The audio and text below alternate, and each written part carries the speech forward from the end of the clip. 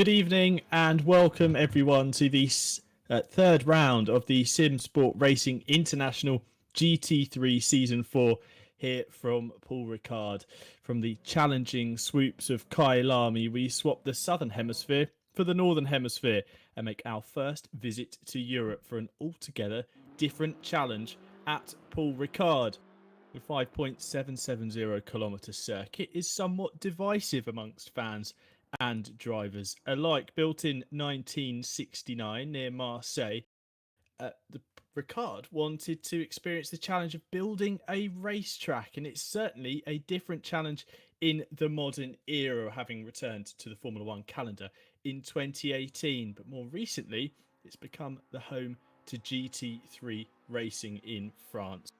And I'm delighted to say I am joined by Nicholas Kraus. Nicholas, thank you very much for joining me on the coverage here today for the Simsport Racing International GT3 Championship. Now, Paul Ricard, an interesting circuit, isn't it? Because you've got the flat-out blast down the Mistral Straight, but also some very technical sections as well. Tim, thank you so much for having me on the broadcast here tonight. It was quite spontaneous, but it's lovely to get back in the action. And with Paul Ricard, you've said it. It's a bit of a mixed bag now, isn't it? I feel like the way that this second sector goes after the long straight, that's got to wake you up as a driver. And when we're coming into this two nice race, 75 minutes of action after the qualifying, I'm sure we're going to see plenty of action down the straights and perhaps some side-by-sides as well. There's plenty of room to do it as well, but also plenty of room should you make a mistake. The walls are far away from the track surface if you are to find yourself spinning off through the runoff, which gathers a lot of comment from fans indeed who watching on witness the blue and black stripes that line this circuit. Hello to everyone watching the stream. Thank you very much for joining us on YouTube or other platforms where we might be streaming. It's great to have you along once again for what promises to be another exciting race in the series. And of course, some news that is coming to the SRi community, the merger with Simsport Racing. This YouTube channel will eventually close and we will find ourselves broadcasting on the Simsport channel. So if you do want to head over to there and subscribe and get ahead of the game before this merger is complete between the two great sim racing communities here.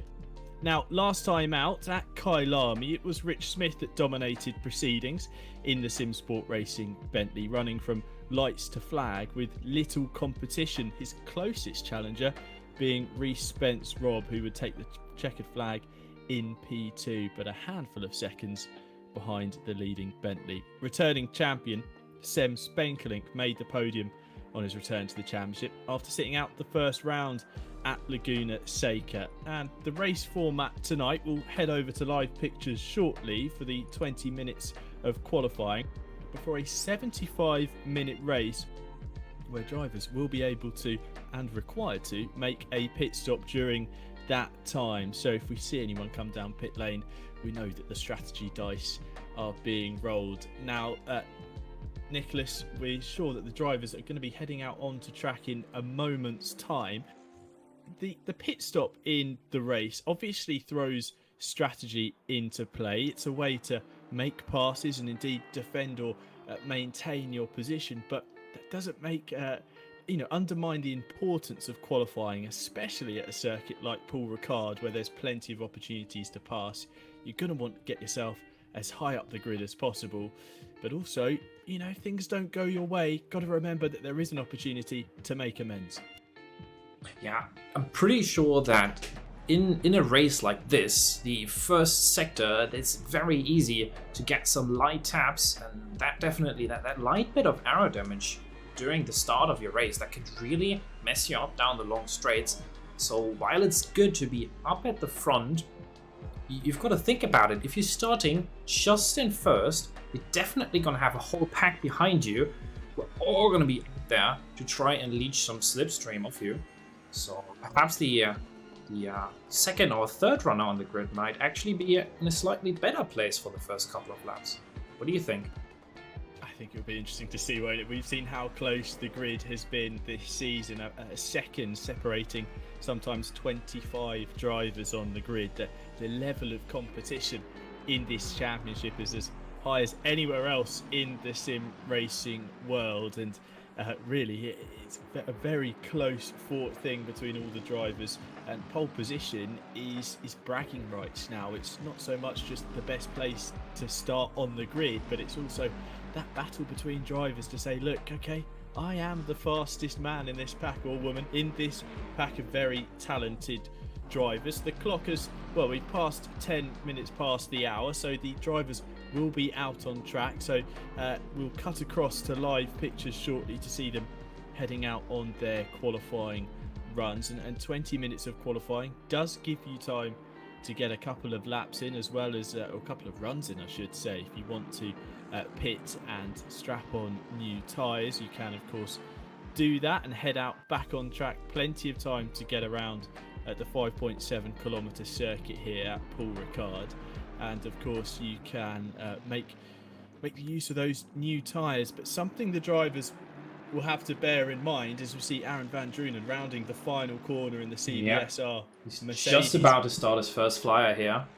It's actually First time. It's 5. I was going to say, Nicholas, crucial 5 sets of tyres across tonight's proceedings. So you're going to need 2 for the race, I would presume, and you've got plenty of tyres then to play with in qualifying, although I'm sure some will have used a set in practice already. So strategy to be played across tonight's proceedings. Very interesting, actually. We did see quite a lot of the drivers heading out during the practice session and potentially using a first set here. And if you think about it, in a 20-minute qualifying, the most practice strategy, I would say, is to go for about 6 minutes roundabout on each set. You're going to have the 1 or 2 attempts to get the perfect flying lap in. But if you've already used 1 or 2 sets in the practice, say, you might have not been careful, then this could definitely hinder you a little bit in the long run. Something that might come back to bite you indeed, as Van Drunen thunders down the long Mistral straight here, heading in towards the second half, really, of the lap here at Paul Ricard, into the fast right-hander at turn 10 or senior. It's great to have corners with names, Nicholas. This is something I always dread about modern or tracks that have been brought into the 21st century like Paul Ricard has. But fortunately, with its roots in retro racing, you have corner names as they come through turn 12 of Bendor and into Garlaban turn 13. It's great to have corner names to play with as well. But a lot of these long radius corners, don't we, Nicholas, have these long swooping turns, and that's something that really can take the life out of tyres. Oh yeah, we're gonna see that pretty early in the race. You're gonna have the tires warm up quite quickly, but is that really what we need with a start finish line? We have some of the tires aching. Aaron van Drunen putting himself in second, and look at that, Dean Riley already with a 53.8.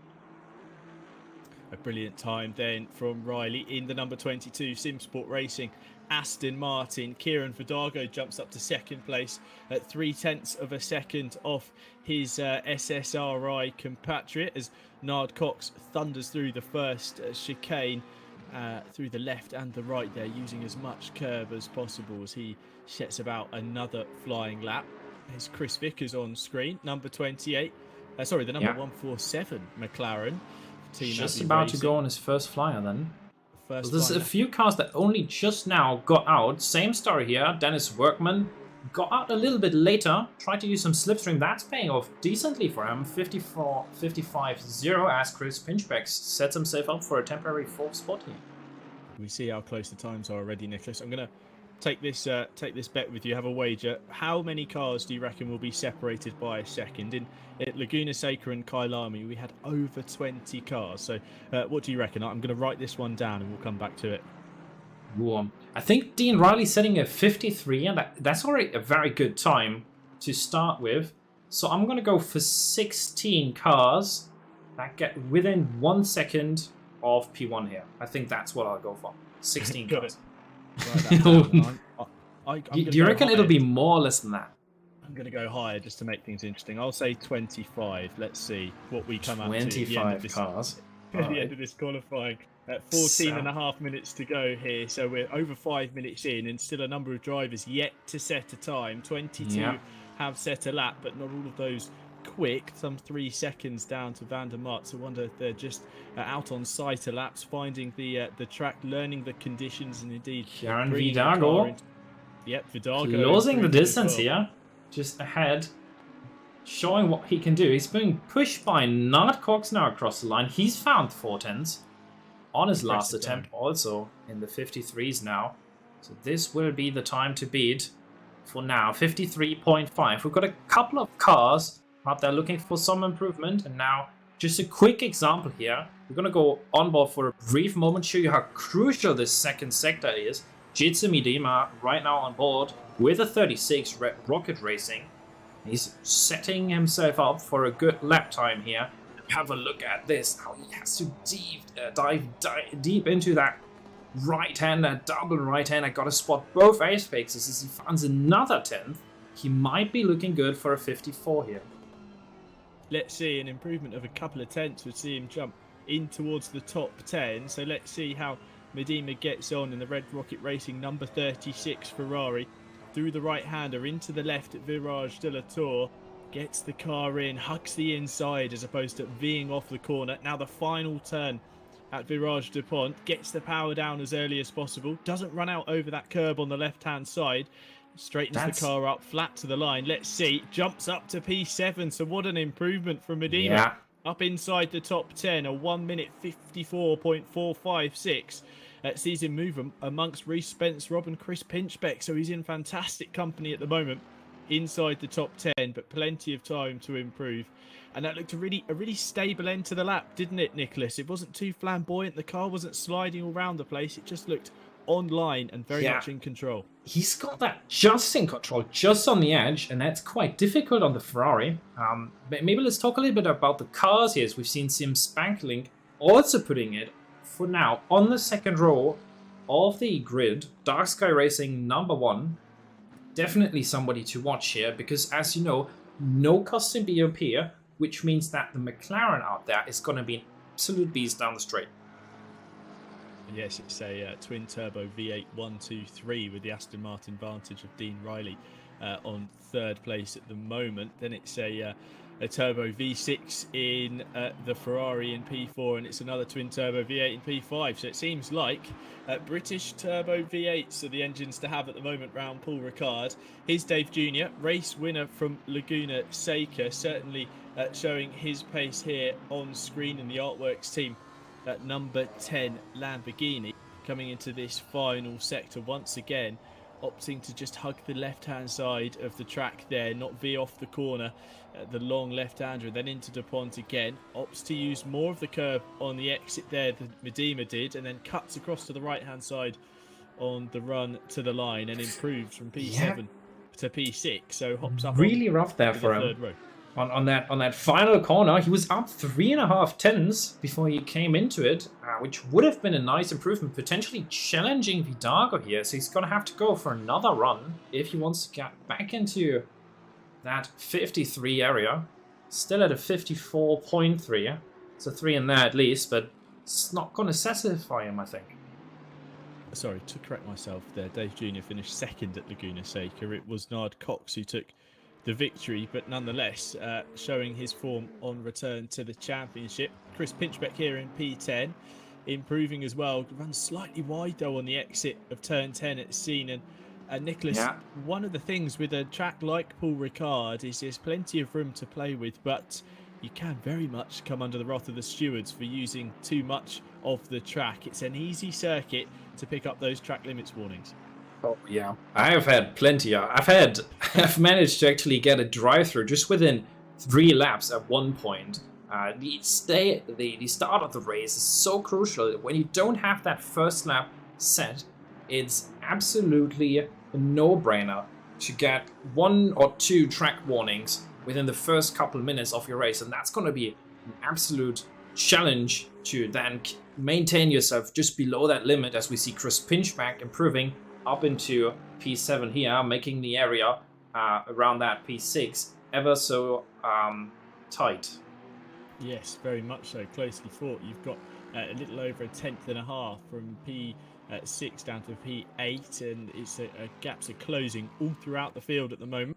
Here's Tom van der Meer in the 888 Pulse Motorsport Lexus. He jumps up inside the top 30, 2.5 seconds off the provisional pole time at the moment, but still out on track, pounding round, trying to improve his time. We're inside the final 10 minutes of qualifying, so the second half of the session. A quick run through the order. Nard Cox currently holds on to pole ahead of Sem Spenkelink and Dean Riley. Then it's Kieran Vidago and Andreas Garlin, your top 5, with Junior, Pinchbeck, Marquez, Spence, Rob and Medema, the top 10. Those drivers separated by 0.85 of a second, and in the wager between Nick and myself, top 12 at the moment, are separated by a second. So it looks like it might head your way, Nicholas, this time. I might have been a bit too optimistic with 25, but it's not something we haven't seen before.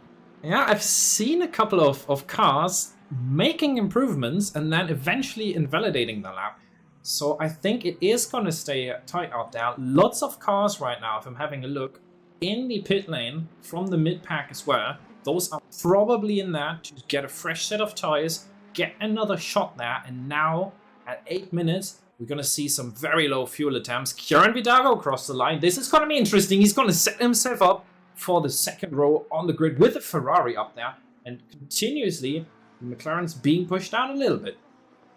Yeah, fantastic lap there from Kieran Vidago to put himself within 0.2 of the pole time. Exactly what he needs to start gaining some momentum. It was a P4 on the grid at Laguna Seca, P3 at Kyalami. Could he go one better and continue the trend and take P2 here at Paul Ricard? But the races have failed to go the way he would like. Simon Pike on screen then in the number 13, Dynamic Motorsports Aston Martin. Flat out down this long Mistral straight, nearly 2 kilometres in length, heading into the right-hander at turn 10 at Scene. Runs all 4 wheels over. Will be lucky to have kept the lap there, but he got back inside those white cones, the floppy markers on the outside, before throwing into the double right-hander at Debussy and into this final sector where your lap can be undone so easily. You've put so much hard work into it, and there we can see Pike just running slightly wide from the apex, manages to gather it up, keep on the racing line, keep on the track, but he was a good car's width away from the apex there, into the penultimate corner, through the left-hander, get the car back over to the left, brake and turn as you go through Virage de Pont, and flat out on the exit. Very tight then, a nice improvement for him. He almost gained 0.3 in that final corner. Interesting to see, he's going to jump to P22, just barely within the track limits. He said it there, he was so far out wide, and this is something that really splits this track apart. When you're having a look from afar, you're seeing a lot of this extra track limit being used, and you're not quite sure where the actual track limit is in the end, so you're going to try to experiment with that to really push the limits as much as you can. Exactly. Now here we have Medema again. Yeah, we're gonna down this back stretch, and is he improving at the moment, Nicholas? Yeah, just a little bit, about 0.2, but here Andreas Garlin got another 10th. He's probably not going to find the 4 that he needs, as we're seeing a jump up at the front. But you have a look at that. That's Spenkelink reconnecting. So do not worry about that. He had a brief disconnection here. Garlin, with the improvement, sets himself apart from Dave Jr., but it's not going to be enough to challenge up at the front. So Nard Cox still holds on to provisional pole as we head towards the final 5 minutes of this qualifying session. We return back to Medema to see how he gets on in this final sector. A couple of tenths will see him jump all the way up to the 3rd row of the grid as he rounds the penultimate corner then, looking very much in control and towards DuPont. This is looking really good for both of the Ferraris now. We're seeing Rice Spence in the background, just coming across the line. Medema, he's going to find a bunch of time. That's enough for P5, chasing him in this Aston Martin here. And again, P5 being pushed down there. Very nice lap for the Odyssey race. Nicholas setting exactly the same time to the 1,000th of a second as Dean Riley. So the two drivers are together on the grid, having set the same lap time. Top 5 on the grid, separated by 0.255 of a second. Just shows you how close things are here. Two drivers setting Yeah. the exact same lap time, around 5.7 kilometers of racetrack. The level of competition very much high. Class Wester on screen though, 29th on the grid at the moment, but improving 1.8 seconds off provisional pole. Now this is another candidate that you're going to need for your prediction. It's going to need to step it up a little bit to try and get that close to the 25. He's going to improve by 8 positions with a 55, almost flat on the dot. You see, it's in this mid-pack. Really interesting with the BMW of Scepter there in position number 17 at the moment, current Scepter. Don't think that he has too much of an advantage in the corners, but down the straights, oh boy, he's going to be catching up quite a bit. Certainly one to watch. Unfortunately, a bright purple and white livery will certainly help set him apart in your rear mirror should you find this CBSR number 32 BMW M6 GT3 in your rear mirror. And into the final corner, Van der Kraan here, P24. He's got a little bit of traffic ahead, but that might have helped him with the slipstream down the Mistral straight. As he comes up towards the line, can he improve from P24? No, he's just off, yeah. A couple of tenths lost there, so he doesn't improve his time and returns to pit lane. Now, we are running out of time in the session, so drivers will need to start thinking about heading out on track if they're in pit lane for their final runs around the Paul Ricard circuit. As Dean Riley improves, jumps up to second place, and look at the margin at the top. It's incredibly close between Nard Cox and Dean Riley. The top two separated by a tenth of a second, but only 18 thousandths back. Reece Spence Rob, any minor gain from the top 4 or 5 or beyond even, will see them leap up multiple positions. As Spence Rob now heads out for another lap. And in front of him, I believe he's got Sem Spenkelink. So that's a good margin, a good benchmark to compare yourself against. But I get the feeling that that McLaren might just disappear down the straight, a little bit too far back for a slipstream as well. That is really unfortunate for Spence. He did his last flying lap there, and I'm sure he would have loved some slipstream, but he's not going to get any of that right now down the Mistral straight. There's a couple of cars still gaining time here. Andreas Garlin as well. Lots of cars finding time at the moment, so we've got to pay attention to where everybody ends up. There's going to be a brief change all around the track. 188 as we're seeing the number, I think 808 that was, just making weight there a little bit because he is on a flyer. Let's have a look. Coming across the line, Andreas Garlin just with one spot of improvement, but he's so close to Spenkelink there. Look how close, 2 tenths of a second. The top 6, this battle pack of cars will certainly tighten up in this final closing moments. We've got 80 seconds on the clock here, so drivers will need to be out on track and already setting up their final lap if they are to indeed improve their time. There's a number of drivers in pit lane accepting their fates and their positions rest in the driving of their competitors at the moment. Johan Planus here in the 81. He comes out the final corner, P19 to P15, so he improves there on what might be his penultimate attempt as a Ferrari comes out of pit lane and he has to adjust his line significantly as he heads down towards the first 2 corners there. So might have just lost a little bit of time having to readjust his line and also reconnect his focus into the first 2 corners as he then heads out into this first sector and into the right and the left at Virage de l'Hotel. Then it's Ducamp, this tight right-hander, heading up towards Saint-Baume here. The long right-hander that has a couple of apexes really to it before the flick through the left onto the long Mistral straight. Crucial then is that long corner to your lap time as you charge down this long section of track. You can almost see the curvature of the earth, I'm sure of it, if you look from one end to the other. It seems you are on board never there, ending. Yeah, you have to remind yourself that there's a corner at the end of it so you don't just get distracted and plough off into the runoff. Here's Cohen Scepter though, as the timer hits 0, so the checkered flag is out now here at Paul Ricard. Scepter's going to cross the line. Can he improve from P19? Yes, he goes to P18. Yeah, so look how close. He would have just had to find 2 tenths. That would have been almost 5 positions there. So lots of cars are now finishing up the laps. Let's have a look at John Lloyd for a brief moment here in the 72. Looks like he's rocking all chrome in the Fry Guys Motorsport for now. Sure, the livery quite loaded in. You can see it there with 38 cars on the track. Everybody has got a competitive time up. 3 tenths in the back now for Lloyd. That's going to be a nice improvement. That's going to jump him up to P34 for the end of his qualifying attempt here at Paul Ricard.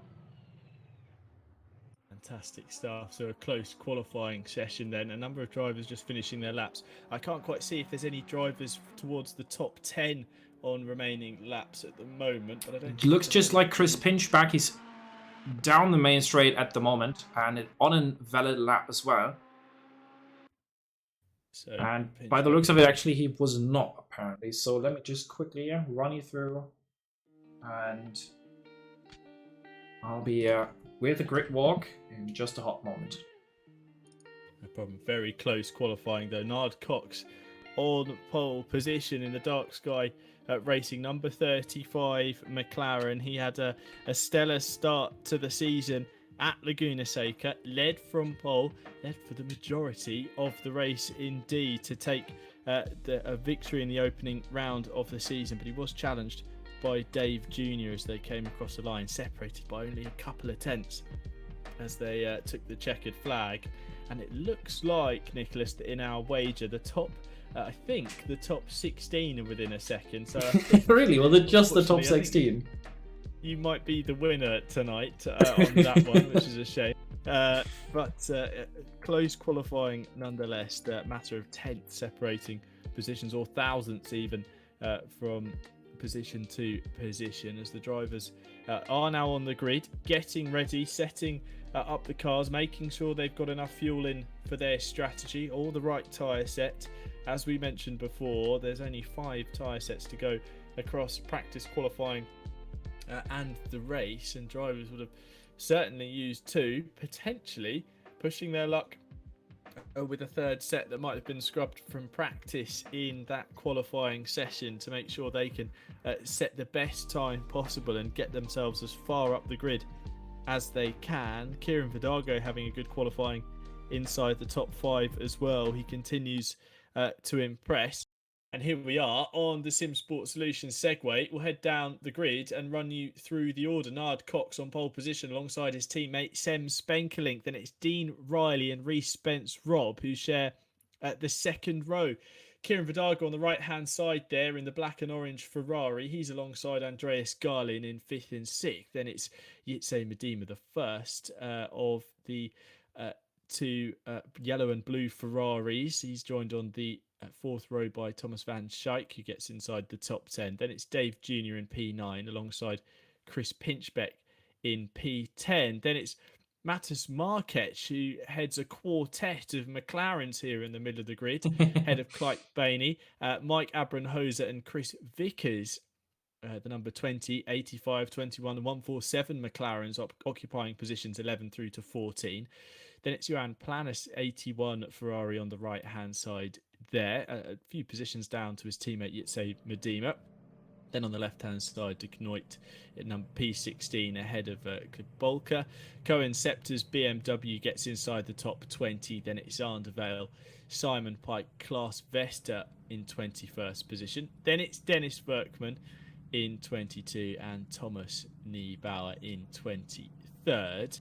Yeah, I'll get the rest for you in just a second while I'll just set everything up here. So moving on after P23, it's Marcel Wies, then it's going to be Benjamin Simmers on the right-hand side on that Ferrari. The Nelson Brunhosa is in P26, Martin van der Kraan starts in P27, Van Drunen, Joris Evelins, Patrick Treffers, Bas Vermelis, Jon Earl, even I'm not sure how to pronounce that, I'm very sorry, Natafas, then John Lloyd, Chris Hill, Nick van der Maat, Dan Lenson and Tom van der Meer wrapping up the grid, which is being led by indeed 2 McLarens.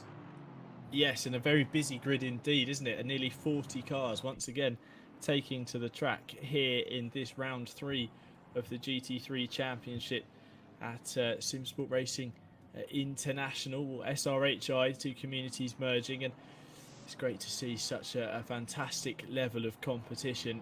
Now this first lap, Nicholas, as always in racing, it doesn't matter if it's a 20-minute sprint or a 24-hour race.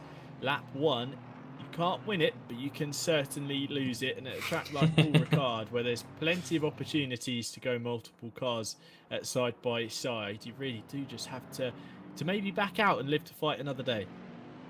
Yeah, I feel like this mid-pack, especially in the first sector, when I had a brief look during the qualifying, with all the action and all the improvements that were already going on, for the time that I did have, we've seen very different speeds in the first section, and I've actually put up a little speed trap as well.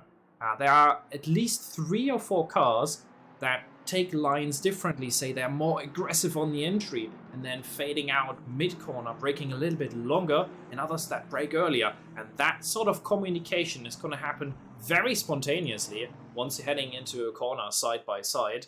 So everybody has to make sure that they can trust each other and keep it safe here, because this is a long one. Definitely, and strategy, of course, will play a part. Drivers will need to head to pit lane for a mandatory stop, 1 mandatory stop, and on the timing tower that will appear on the left-hand side when the race goes green, we'll be able to see who has taken their stop. They will have a little orange box next to their name with a 1 in it, and it will disappear and turn green once they have made that requirement to pit lane. There you go. You see that just for a quick demonstration purpose here. Yeah, as if by magic. And we can see towards the back of the grid, Baz Van Mellis here in the Mode 11 Racing Aston Martin. You're not going to miss this livery, the Aston Martin wearing. I saw it briefly in the practice. That's just fantastic. That looks really good.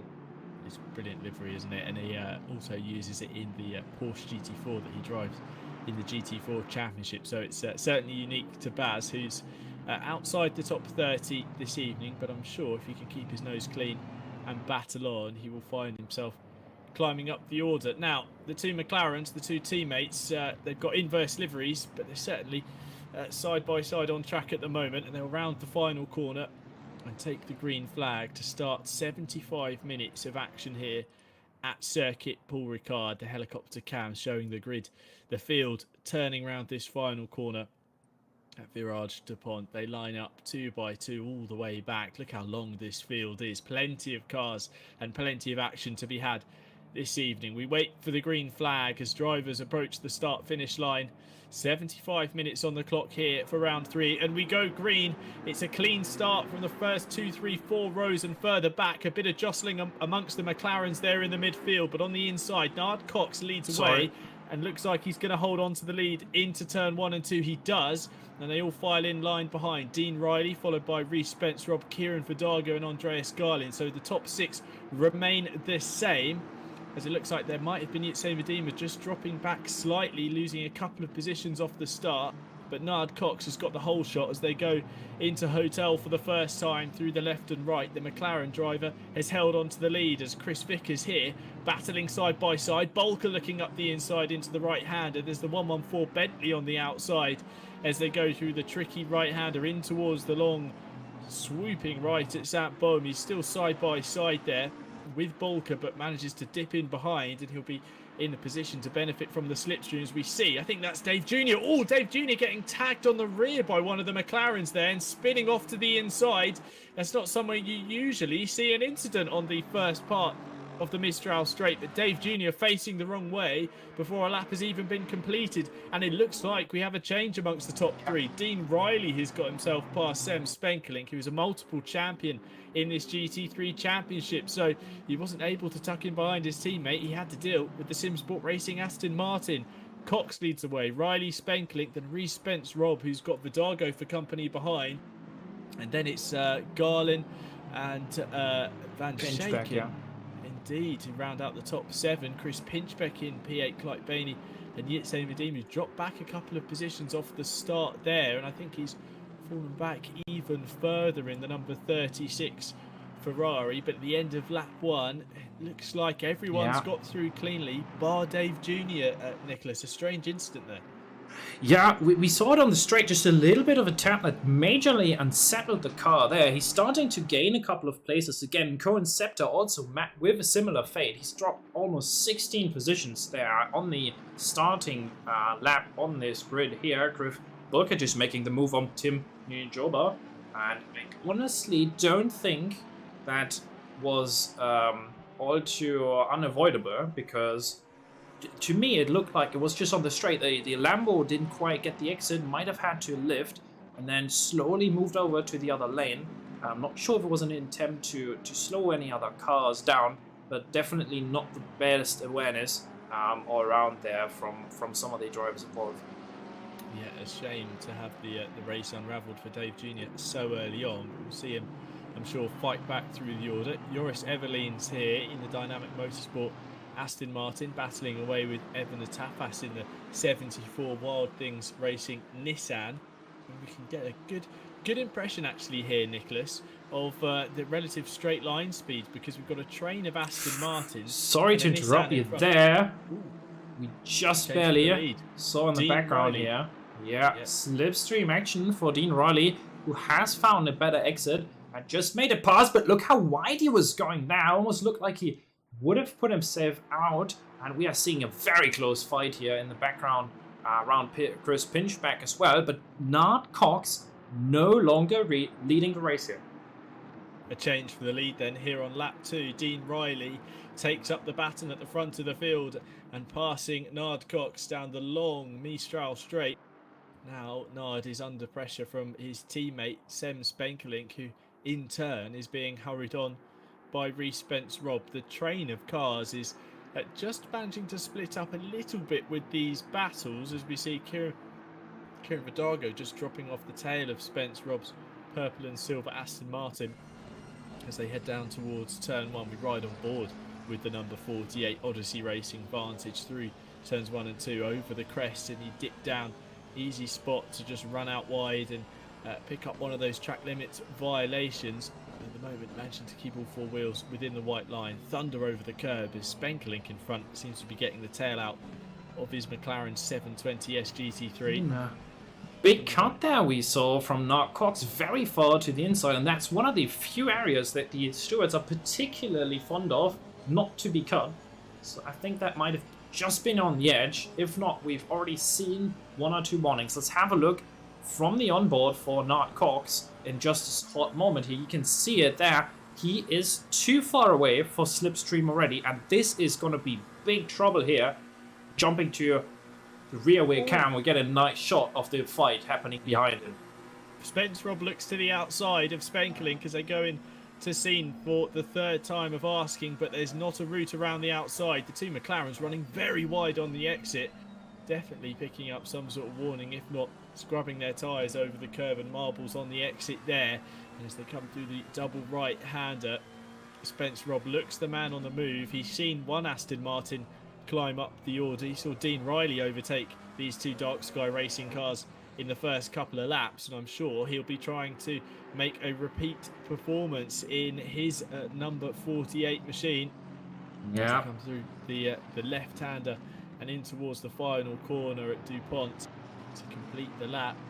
Very closely still at the front. Jumping over to a different fight here. Too wide for Chris Vickers, who jumps to the inside then of Medina. Then again takes that position. They're still side by side heading across the line. We've seen some more incidents in the background. I think Tim Nijboer lost over 10 seconds this lap. Marcel Wies also heading already to the pit lane very early, with the drive-through being the first one handed out for that 969 Bentley. A shame to see, but it shows you just how easy it is to pick up one of these track limits violations here, and indeed a penalty which will be so important to your race over the 75 minutes of action here this evening. Dimitri Degnoit here in the 114 Bentley. He's tucked in behind Medina, who's tumbled down the order from P7 on the grid, now outside the top 12, P13. And in a train of cars, these drivers, I believe, were locked in battle last time out at Kyalami. Medina, Degnoit and Bulker were all together on track, as we see Reece Spence-Robb in the slipstream with the overspeed on Sem Spenkelink. They're going to go side by side as they run up towards turn 10. And in front of him, Nard Cox giving him the slipstream as they fly through the right-hander, and Spence Robb once again has to back out of it and let the McLaren hold on to P3 for now. As drama, Andreas Garlin, who was in P7, spinning as they go into scene, and he's off into this wide expanse of runoff. Returns to the track, but he's tumbled down the order now, showing him in P15. Wonder what happened there. There could have been a collision side by side, and we've seen already an incident on the Mistral Straight. It didn't look like a major incident. I think that might have been a similar scenario to which Rice Spence backed out of, because exactly that can happen. You're too far on the outside, you're running over the tires a little too much, and if your setup isn't capable of just holding it there, it's very easy to lose grip then and go to the far outside, as we're just having a quick look at this spectacular train. And bad news once again for Marcel Wies in the 969. Does not look happy with that stop and go 30 for speeding in the pits. Oh, what a shame after picking up the drive-through penalty. Now it's only compounded the issue with that stop-go 30. Here in picture we can see we're focused on Dan Lenson's number 31 Jaguar. Great to have the Jaguar on the grid. Behind, Dennis Berkman and Benjamin Simmers going side by side across the line as they head up towards turn 1 and 2 into the left-hander. Simmers has the high ground. Sorry, he's on the outside. Berkman has the high ground on the inside and sweeps through in the 444 Aston Martin to hold on to the position. Dave Jr. now up to P28, so that's the car we saw, the Lamborghini, facing the wrong way on the opening lap. He's got himself through past this battle pack as Sem Spankeling, tucked up behind his teammate, moves to the inside as they head up towards scene. He's on the inside, Nard Cox is on the outside. Can he make the move? Yes, he gets through and takes P2, and Rhys Spence Robb's in a position to benefit as well. He's the gonna inside in the Aston Martin. He might have sabotaged him a little bit. There's the contact! Oh, both of them. Great racecraft to actually hold on to their cars there. How close was that? Now, Nard Cox dropping back after being in second. He didn't quite get the slipstream shared, and then was forced to the outside by his teammate, which then in essence led to Rice Spence actually gaining that position. He's not going to be happy with that. No, Nard Cox dropping 2 positions in only a couple of corners as his teammate found a way through and rather opened the door for the number 48 Aston Martin, who makes the pass. Now the podium, Dean Riley, who's rather escaping up the field with this trio battling ahead of Sem Spankeling and Rhys Spence Robb rounds out your podium positions. Then it's Nard Cox, who's trying to retaliate as soon as possible. Chris Pinchbeck rounds out your top 5 ahead of Kieran Vidago. Thomas Van Schaik running up in P7 ahead of Clyde Bainey and Mattis Marquette, who we're riding on board with at the moment. Then it's Mike Abramhosa rounding out your top 10 positions as Mattis gets slightly deep there into the right hand, having to adjust his line.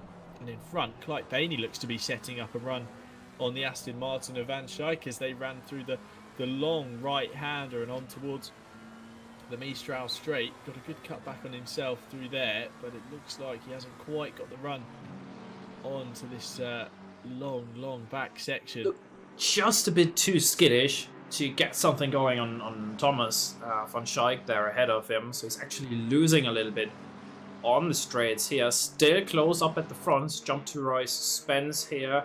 He is in the slipstream right now of Spankeling, but he's not close enough to make a move. Let's see if he prepares something in the next couple of corners in the background as well, with Chris Pinchbeck and Kieran Vidago. Very similar in terms of the pace, and seemingly they are sharing a little bit of slipstream, jumping quickly over to a move just made. Simon Pike just got past at the end of the Mistral Straight. Actually 3 moves in total being made on this lap at the end of the long straight.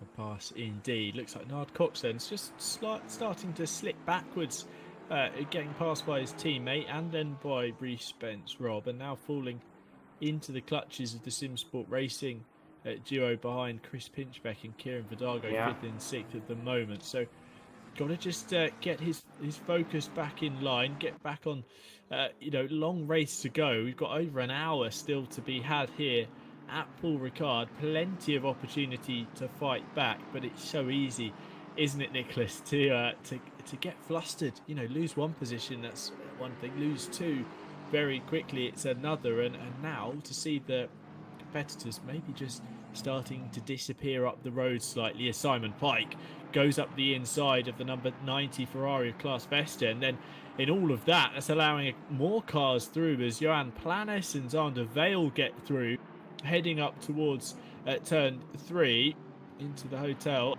And look, he's lost a couple of positions as the Dynamic Motorsport Aston Martin Vantage, as in front the Ferrari of Class Vesta holds on to P16. So battling in this mid-pack, and all this fighting has rather dropped them off the back of Bulka number 2's Porsche.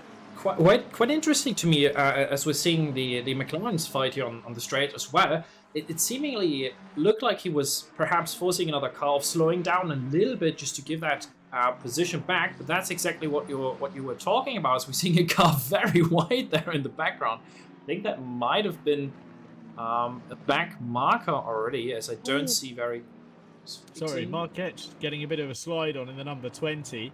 I think that's Mike Abrenhoser in behind in the bright red McLaren as well. This is a McLaren subset we've got at the moment, all together on track. The quartet of Barney, Marquez, Abrenhoser and Vickers still together from P8 down to P11. Let me find on the track map who that is. That is the Ferrari just ahead of them. And that should be P17 actually, Class Vesta. Yeah, he actually had 2 major off-tracks. He was running really wide there for the entire section. And that cost him some positions as well.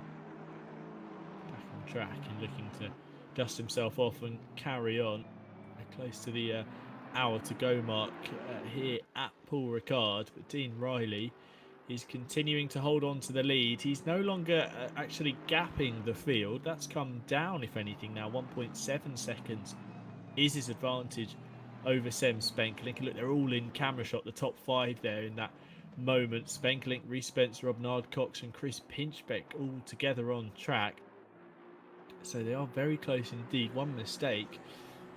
Well, you don't get punished as much for the mistake if you just run wide here at Paul Ricard. You're not going to lose the time like you would at somewhere like Zolder or Brands Hatch or Zandvoort, where you're in the grass, in the gravel, in the sand and potentially heading towards the wall. But one too many mistakes and you'll find yourself gaining a costly penalty. Exactly.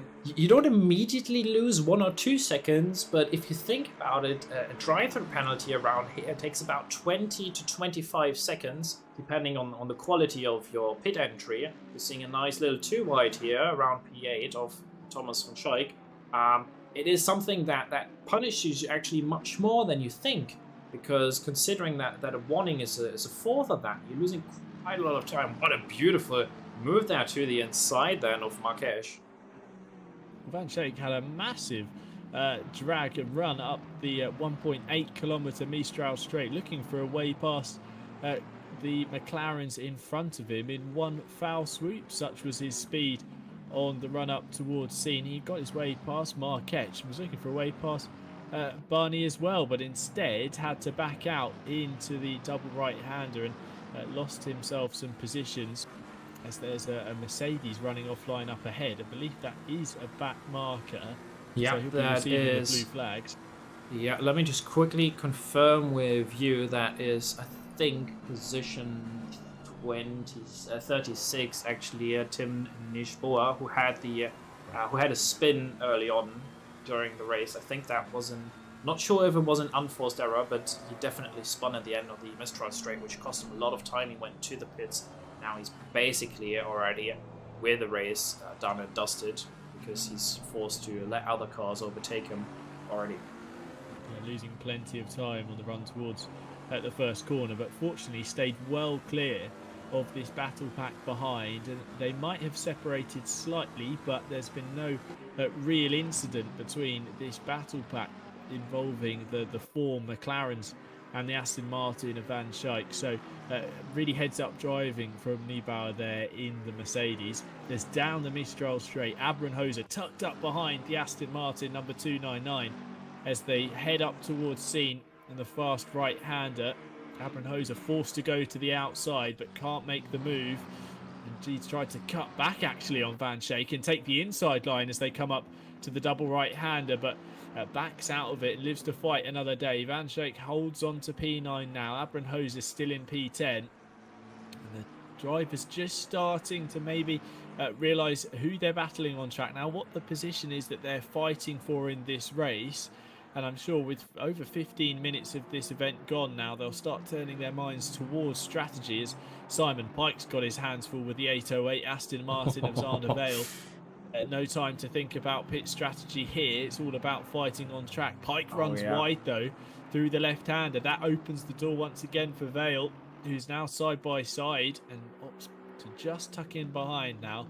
And if you're having a look at the different cars here and their personal speed, we've seen some cars dropping back a little bit, focusing on their strategy and conserving tires, perhaps not gaining as many warnings yet. There's others that are really punishing their cars here, and for some, I feel like this is definitely going to force them into a strategy where they're taking a new set of tires, and other cars might not really have to do this, as we're seeing once again this fighting pack here. Abranhose getting so tight then with Van Schaik on the exit once again. So close, they're still side by side through the left hand, and Van Schaik just moves across. There's contact between the two of them. And looking behind, Chris Vickers is licking his lips and smiling as he gains in the slipstream behind his fellow McLaren. The Aston Martin's definitely got good speed in a straight line, and Vickers can pick where he wants to go and whose slipstream he wants to take. But down the long Mistral straight, if anything, he opts to back out of it and not get involved in the battle. Maybe just conserving his race. Doesn't want to get involved in an incident, as we've got 56 minutes to go. Very heads-up driving from Vickers, and maybe doesn't want to stick his hands into the fire here, because Abranhose and Van Schaik are really battling it out for P9 and P10, and it's allowing the pack behind of Medema, De Knoit, Garlin to close back in. Yeah, so quite a unique situation, really, when you do have that overspeed, and you would get a big extra boost of straight line speed, because you're going to get the extra slipstream of Van Schaik as well. He decides, no, I don't think I can pull away from these two, so I'll stay with them and try to just continue being in this position, hope that they're going to make a mistake, that they perhaps are going to come together as well and trade positions, which then could be his time to shine. Mike Abranhose again faking it to the inside for a brief moment, putting some stress into the mirrors of the 299 Aston Martin ahead. Just trying to distract Van Schaik there, just maybe get him offline, as behind, that looks like you'd say Medena's run wide. Yes, through turn 2, and lost a couple of positions. Garlin now up to P12, and behind De Knoit as well getting through. So the Ferrari driver losing a couple of positions, and further down the order, having started in P7. And here's Chris Pinchbeck now, who has got himself into the slipstream of Nard Cox, who's dropped off the back of his teammate and rival Reece Spence Rob as they head up towards scene. Chris Pinchbeck's on the inside. He's got the high ground into the fast right-hander, and Nard Cox could be set to lose another position here. Yeah. As the SSRi Aston Martin thunders on through. Takes P4. Very clean move indeed. But also, you've got to say, Nard Cox not fighting that one too hard, Nicholas. Rather just accepting that the battle was lost and living to fight another day. Not fighting all too much, I feel at all, because what we've seen so far was lots of passes on the straight, and to me, at this point in time, and this is absolutely purely a speculation, it feels like he might have loaded in a slightly different setup compared to what he was originally thinking about running, because to me, it seems that he just does not have the straight line speed that Spenkeling does at all, and that has cost him so much already. Indeed, well, it looks like you'd want to have an Aston Martin, because those are the cars on the move at the moment. Dean Riley in P1, Reece Spence Rob in 3rd, then it's Chris Pinchbeck in 4th. So 3 of the top 4s are Aston Martins. That becomes 4 of the top 9 when you add in Tom Van Schaik, who's in P9 in the 299 car. So the advantage appears to be very quick round Paul Ricard at the moment, but McLaren's also up there as well, fighting away. Here's Dennis Yeah. Berkman, tucked in the slipstream of the Lexus. Just have a quick look, and this is quite astonishing. I've always felt that the Lexus, of course, it's a slipstream situation, should just still pull away. At least when I'm in that Aston Martin, I can't get it to go that quickly on the straights at all. How close this is. Very nice fighting, not just at the front of the pack, but also slightly further back. I do feel like at this point in time, the only real representation of a non Aston Martin or McLaren car must be presented to Kieran Vidago, because he is doing mighty fine in that Ferrari, but all by himself. Yes, the only car inside the top 11, actually make that top 12, that isn't a McLaren or an Aston Martin. So he's absolutely wringing the neck of his 488 GT3 Evo, is Kieran Vidago, currently in P6, and looking strong indeed, but actually now coming under fire from Clyde Bainey in the number 85 Odyssey. That has to be a warning there. Just spotting that. We saw that, Clayt. We have our eyes on that. That was very wide. We're not going to tell the stewards, but we did see it. I'm not sure if that's going to go through, but at least they haven't heard from me. I haven't heard it from me, so... yes. Well, Vidago nice. now... He's under 5 from this McLaren. He's his teammate, well, SSRi buddy Chris Pinchbeck has got through, and Nard Cox dropping back as well. But Vidago unable to really push forward and challenge inside the top 5 this evening here at Paul Ricard. Clearly a circuit that favours McLarens and Aston Martins, like we've mentioned. And he's having to go above and beyond in that Ferrari to keep it in the fight. Although he did qualify P5, he's dropped 1 position so far. Klaas Vester once again battling away with Johan Plannis. In fact, I believe he's made the move there into turn 1, and Simon Pike was looking up to pick up the pieces as well and make up a couple of positions, but unable to there. So this trio that are battling... Yeah, it's back and forth between them. We've seen all kinds of constellations between these two. They definitely have found each other. 2 Ferraris, 1 Aston Martin. Let's see how this plays out down the Mistro straight here, because I do have the feeling we're going to see a dynamic motorsport definitely looking to someone's inside soon. Let's have a look then. Tucked in the slipstream, Simon Pike right on board with the number 13. 1.8 kilometres of flat out driving ahead of him.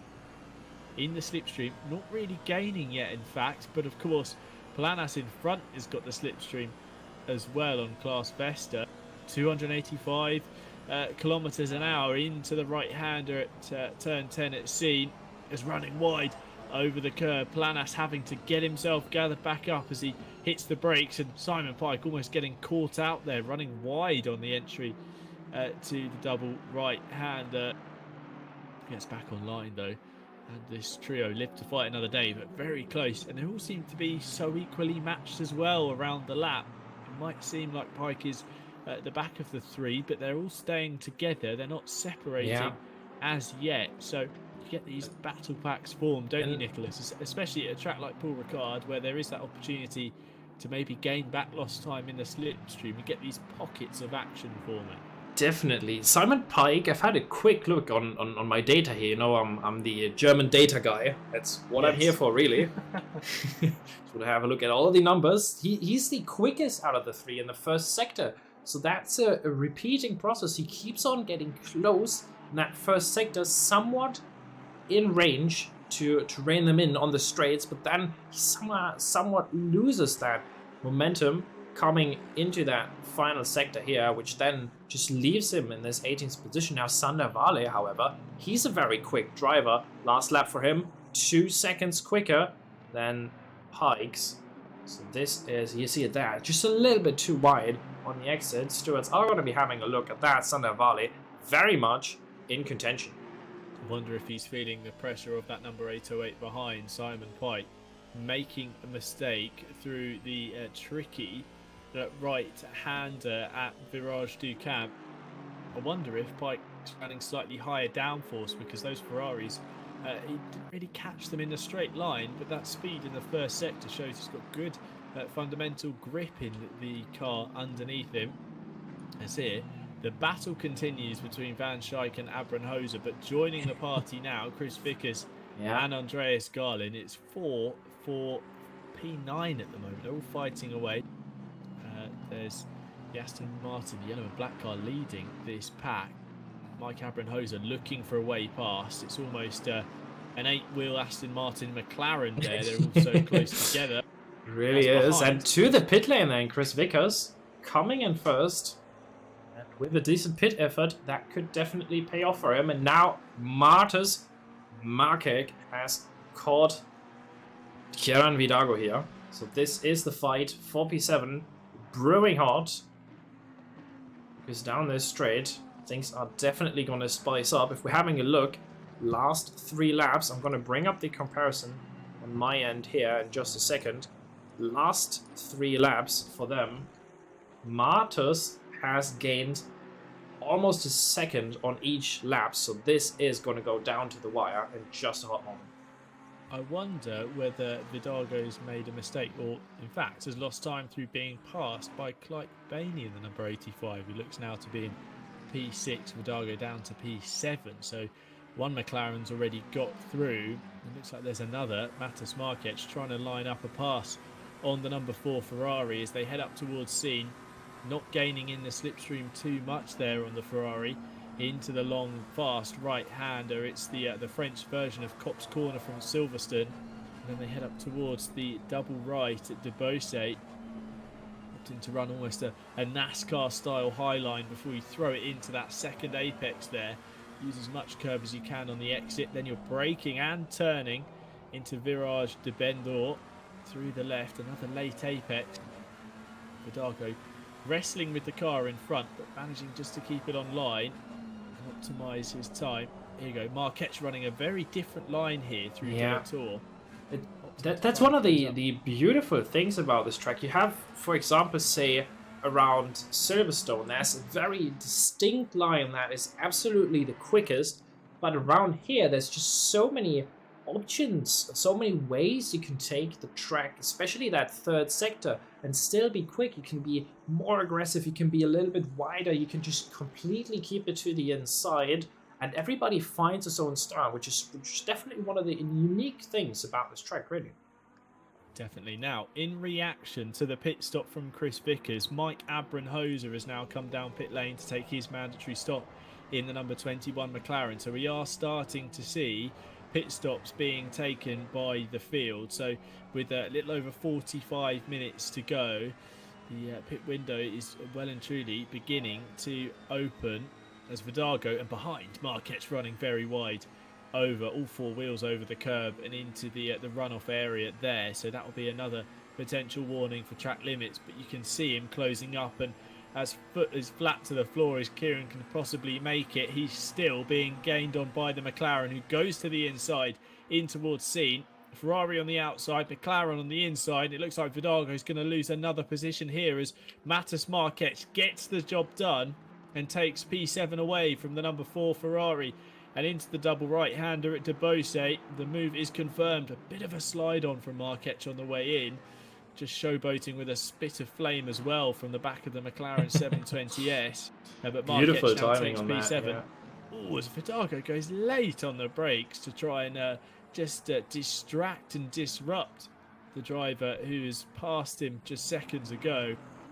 But now Vidago such a different driving that Kieran is going to have to adapt to now, because he was leading. He was just defending, being mindful, and with a beautiful movement happening there by the number 20 McLaren. Now he's in a very different position. A different skill set really is needed to continue putting on pressure here if he wants to stay close. Is being within that half a second is so crucial when it comes to being within contention of that position 7 that he just lost. Definitely, we need to be close to try and pick up that slipstream, as we see here. Nelson Abramhoser, the second of the 2 Abramhosers so far this race, but currently leading the number 21 McLaren, who's one of our pit callers. But Nelson here locked in battle with Van der Mark, the number 33 Aston Martin, fighting away for P21 with the number 25 car, and actually dives to pit lane. And Nelson will be wanting to improve his performances so far. A 20th to P10 at Laguna Seca wasn't really followed up by a good race at Kailami, P18 to P22, but he'll be hoping to improve that here this evening as Andreas Garlin and Aston Martin, number 188, fighting his way back through the order and already towards the top 10. Of course, pit stops are taking place, so the order will somewhat jostle around and then all straighten back out again in the second half of the race as the stops are made.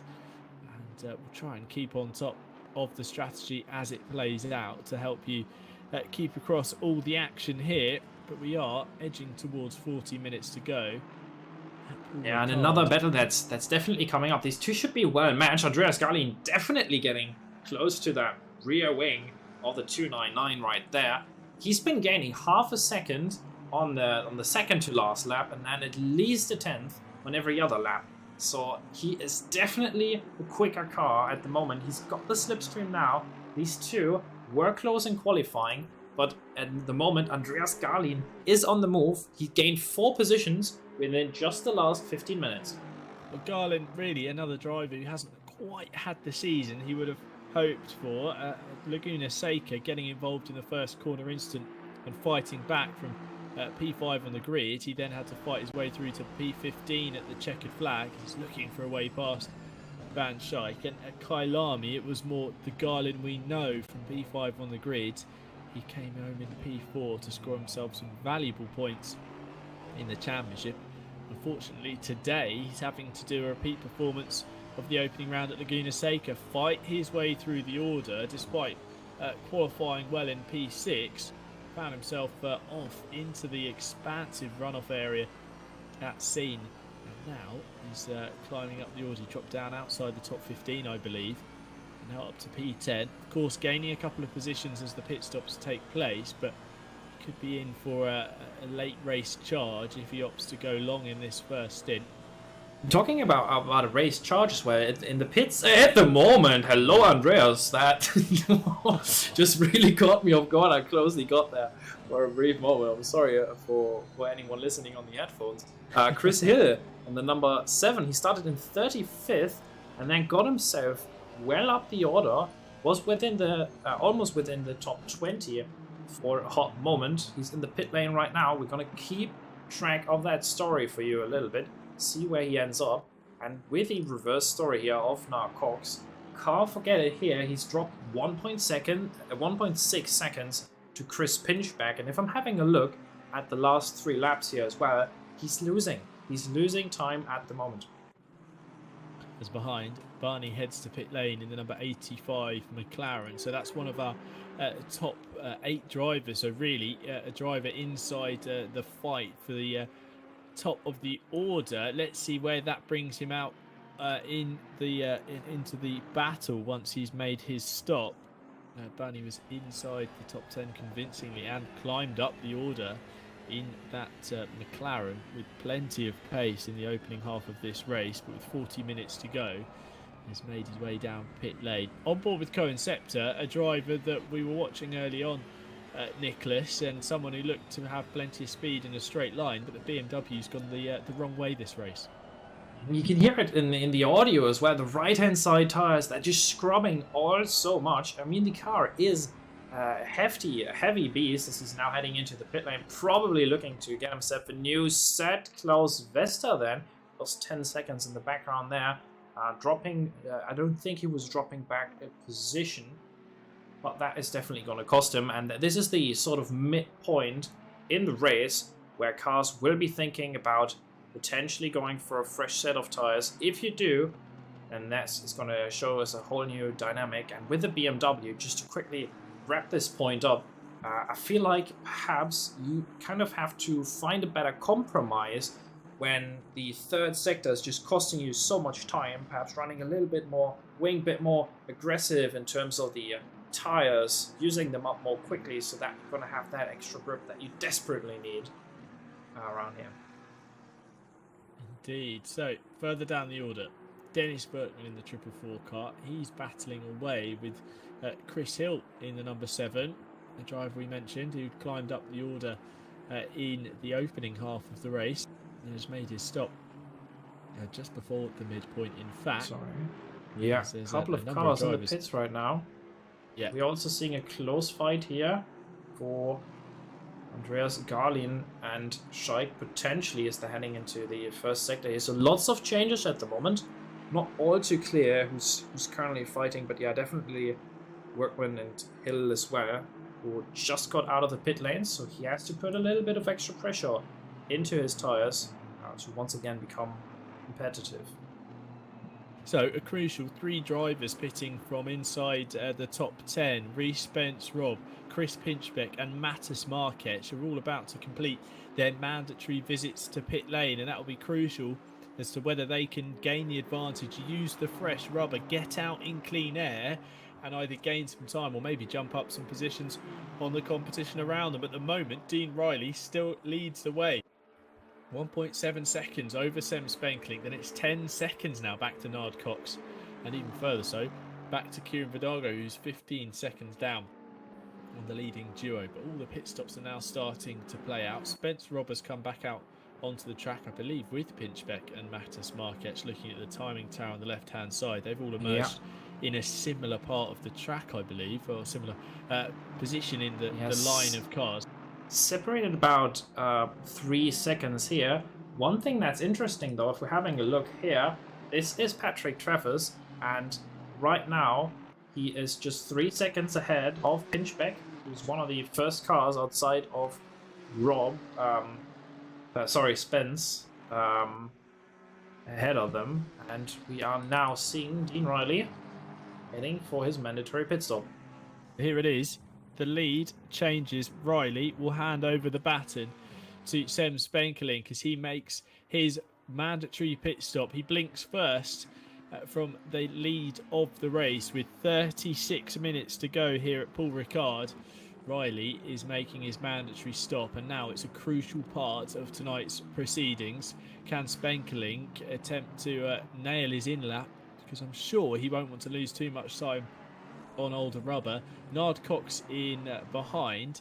Second place, 10 seconds back on his teammate, but is well amongst some traffic here. I believe that is Dennis Berkman and Chris Hill who are battling after making their pit stop. So Cox in amongst some traffic here, which is not going to be ideal in his attempt to claw back some of the lost time in this opening half of the race. We are now into the second half, and all the pit stops are indeed playing out as the Jaguar pits in front there of Dan Lentz, and there was an Aston Martin in as well. So it's all changing at the moment. The pit stop window is well and truly open, and stops are being made throughout the order. Crucially, at the moment, Dean Riley has pitted, and I believe he's come back out on track. It'd be interesting to see where the number 22 Aston Martin is in terms of traffic. Look at that, he's got crucially out in front of Bas van Melis there, so that's really important for Dean Riley's race, not to be caught up in any traffic. He's got clean circuit in front of him. Yeah, he's got over a 15-second gap at the moment to Jonas Planas, who also has yet to serve a pit stop of his own, so the timing is just right for Dean Riley. On his pit stop, he took 1 minute and 7 seconds from line to line, which is a very good pit stop for him, considering that Rhys Spence did a 1:08.4 from line to line. So I think it's going to be an especially good pit stop needed if we want to have Sam Spankling getting close once again. Let's have a look. He's about to approach the pit. Sorry, that's actually not the pit line. It just looks similar with the right-hand kink compared to the final corner. Apologies on that. So he's definitely taking one more run around, and looks like now Cox is going to follow his example and stay out just a little bit longer. The two McLaren teammates leading the way then for Dark Sky Racing, as it looks like Bolker in the number 2 Team Bastos Porsche has picked up a drive-through penalty, so he's all the way inside the top 10 as a result of the pit stops being taken. But that's going to just make matters worse for him, running a slightly alternate strategy to his competitors. He will now have to drive through pit lane not once but twice this race, and that's time he won't have planned on losing here at Paul Ricard. And it's quite a long pit lane as well, so it's very a painful trundle from pit in to pit out. As really now, Nicholas, we're waiting to see whether anyone can gain back that time on Dean Riley, but I get the feeling that him pitting early, coming out on track in clean air, and almost certainly being able to make use of that fresh rubber underneath him. Meanwhile, Spenkelink and Nard Cox still lapping on old tyres. I just feel like, if anything, Riley's going to extend his lead in this middle part of the race. Yeah, I feel so too. Considering the pace, last lap is going to continuously update for us to see where definitely the pace actually is.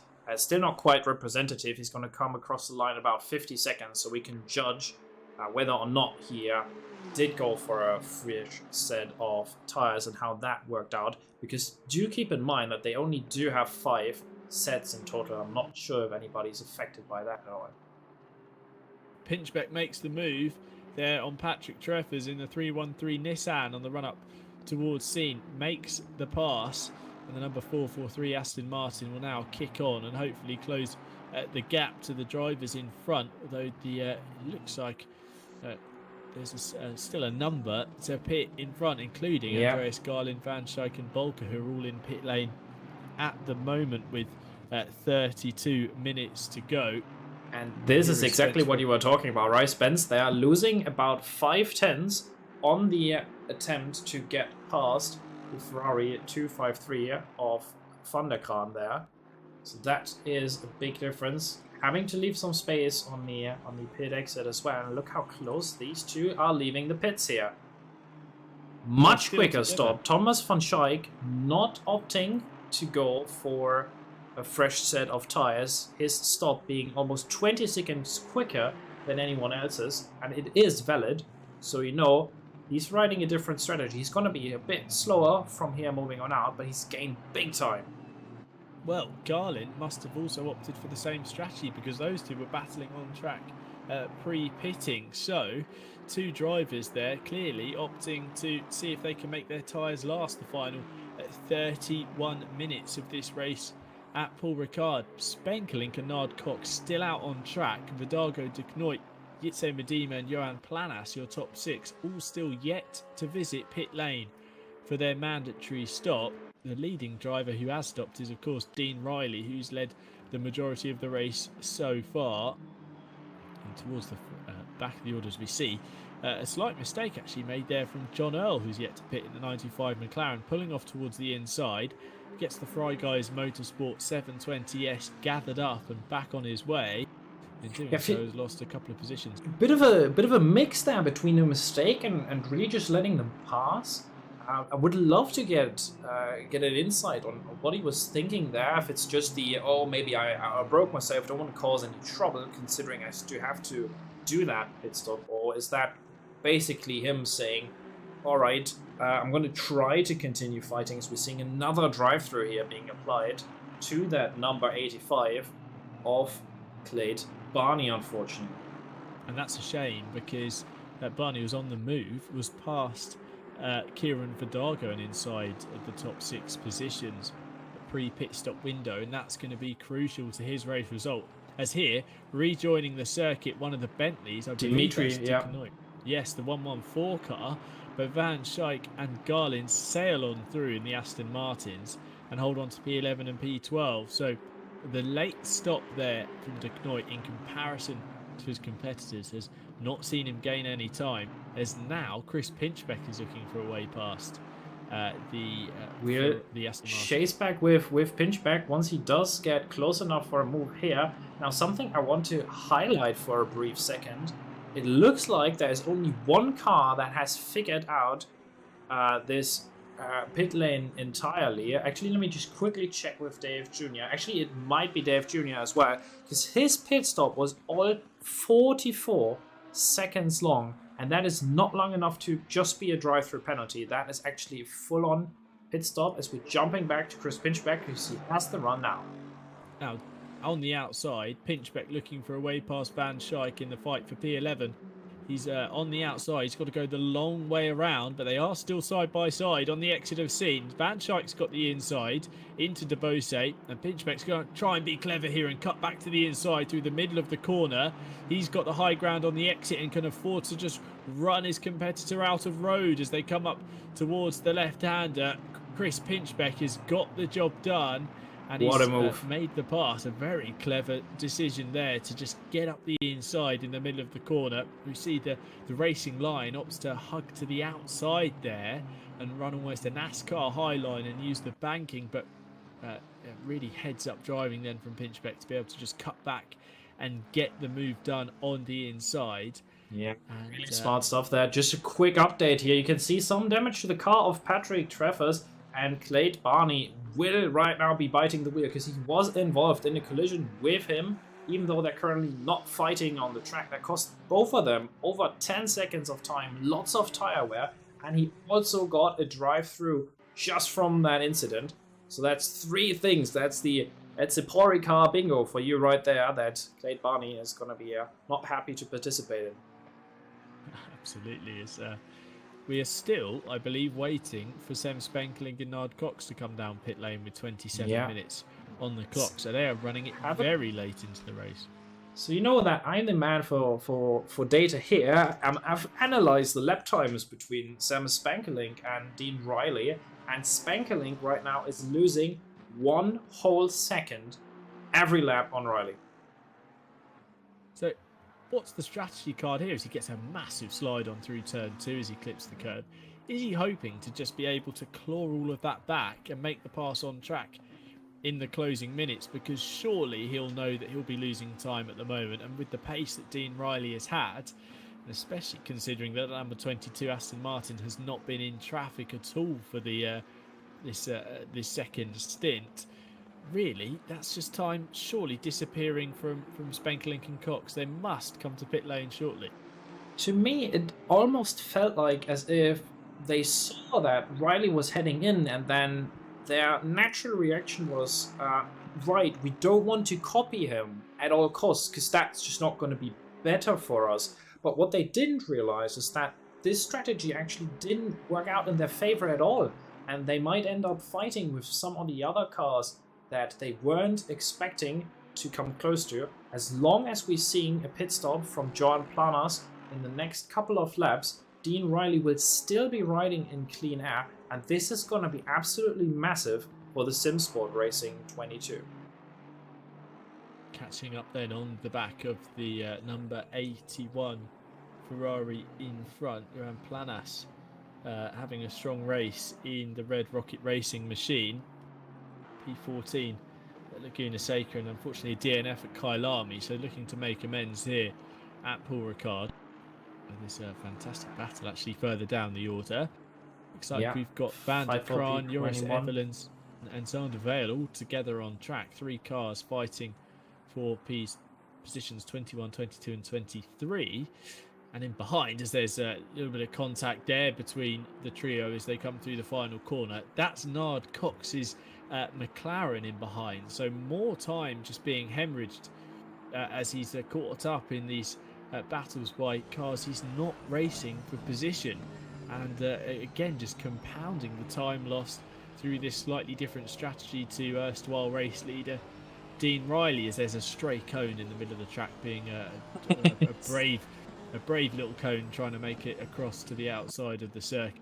As we see side by side, Mike Abrenhoser making the pass on Thomas Van Schaik through Debose, gets the job done in the 720S, number 21, made the pass, and up to P11 now is Mike. And I think we also briefly missed the mistake of Andreas Garlin, which resulted in him losing the position there to Chris Pinchbeck, who's now up at 9th. Quick check on Dean Riley. Gets it done just before turn 1.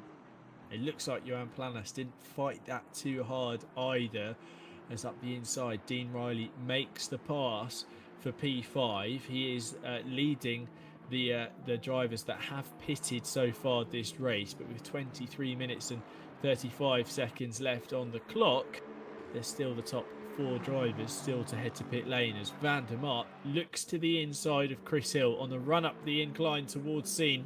Can he get the pass done? Hill's going to have to defend the long way around and can't quite do it. He's going to cut back to the inside. Maybe no, can't get the job done. Not quite. It's going to cost him some tires here, Nick Van der Mart. It's definitely not something you want to do all of the time. But when it goes to climbing a couple of positions here and getting into a position where he can just freely roam around, and there's a bit of a mistake there again by Chris Hill.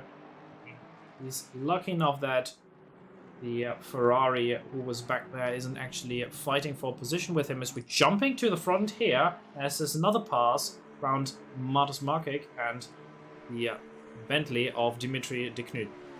Yep, they're fighting away for P12 and P13.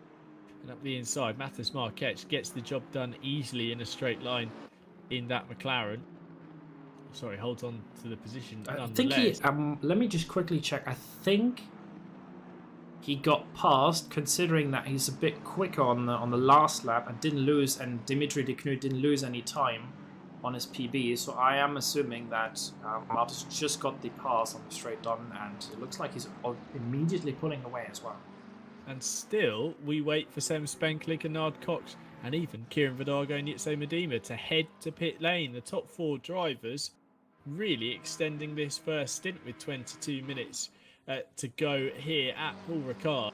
Race leader Sem Spenklik leads the fight at the moment, only on the basis that he's yet to make his pit stop.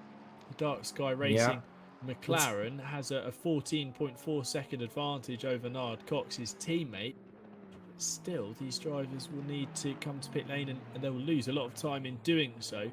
The only saving grace I can imagine, Nicholas, is that their stop will be significantly shorter, won't it? They won't need to take as much fuel, so that will gain them back some crucial seconds. But like you said, 1 second a lap, it's going to need to be something in this final quarter of the race. So assuming that getting around 70 liters of fuel to do halfway for the race, halfway on the fuel, then pitting to again get around 70 liters, that's going to cost you around 20 seconds in the pit, and of course it's going to take a full 30 if you're taking the tires as well. As we're quickly capturing this, I'm assuming that their strategy is just put in all the fuel and hope that you don't get completely overrun. That's probably why Sem Spenklik was losing some time early. So perhaps the strategy game could go very close towards the end, just as close as the McLaren and Aston Martin there got during the braking zone, and they're still side by side. What a drive by both of them.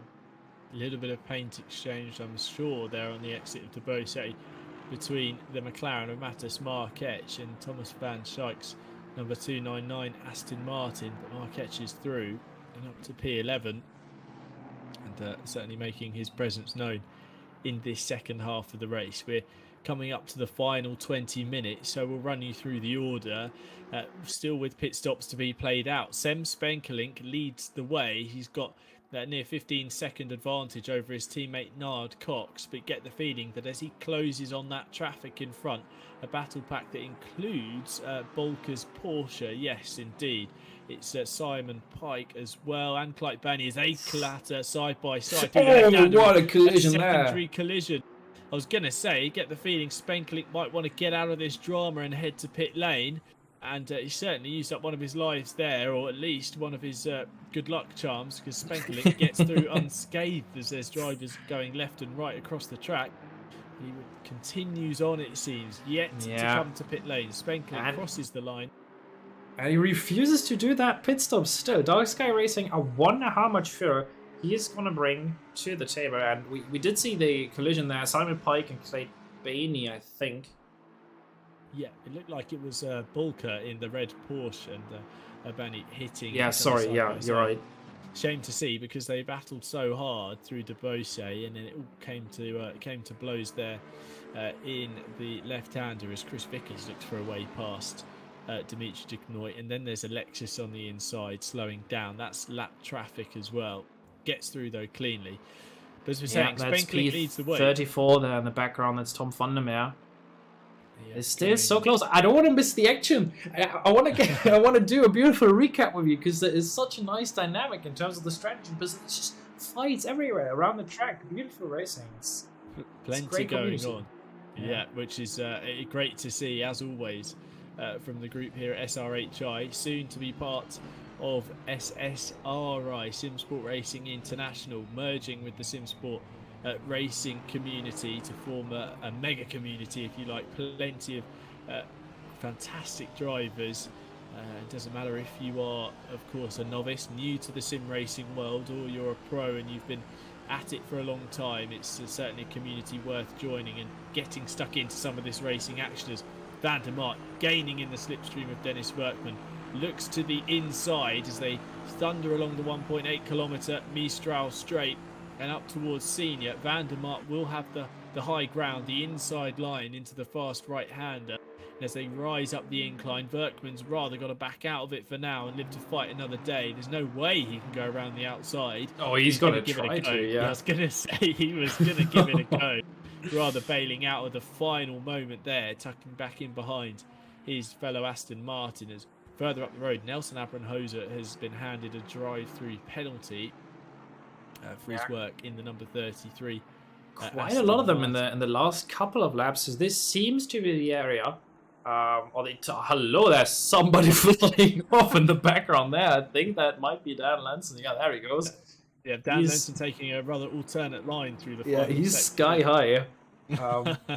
As we're still I think waiting for Sam Spenkling to come down pit lane. So we keep saying that, but really this is an alternate strategy. There's a couple of other cars still to pit, including Patrick Treffer's 313 Nissan in P15 and John Earls at number 95 McLaren down in 21st place. But towards the front, Jitse Medema as well, Johan Planas, the two Ferrari teammates from Red Rocket Racing, opting to take a different strategy as well. But still, Spenkling, Cox, Vidago, your top three, separated by 16.7 seconds across the trio, the podium positions, yet to come to pit lane, and they're followed by Jitse Medema a further 14.6 seconds back. Also another driver who hasn't made their mandatory stop, and with 16 minutes to go, they're nearing an hour behind the wheel without that stop. So really, it's quite astonishing, to be honest. We have to look at this just briefly. Vidago, that's Vidago and Cox together on track. Vidago must have closed the gap, or Cox has made a mistake. They're separated by 0.4 of a second as they fly through this final sector of the track here at Paul Ricard. Now, I wonder whether this would be a great opportunity to just break up this battle. You're really trying to sell them this pit stop, aren't you? Just as we've cut across to it, why not break up I think Nard Cox should just come in right now. He's going to be under pressure. He's going to be in trouble.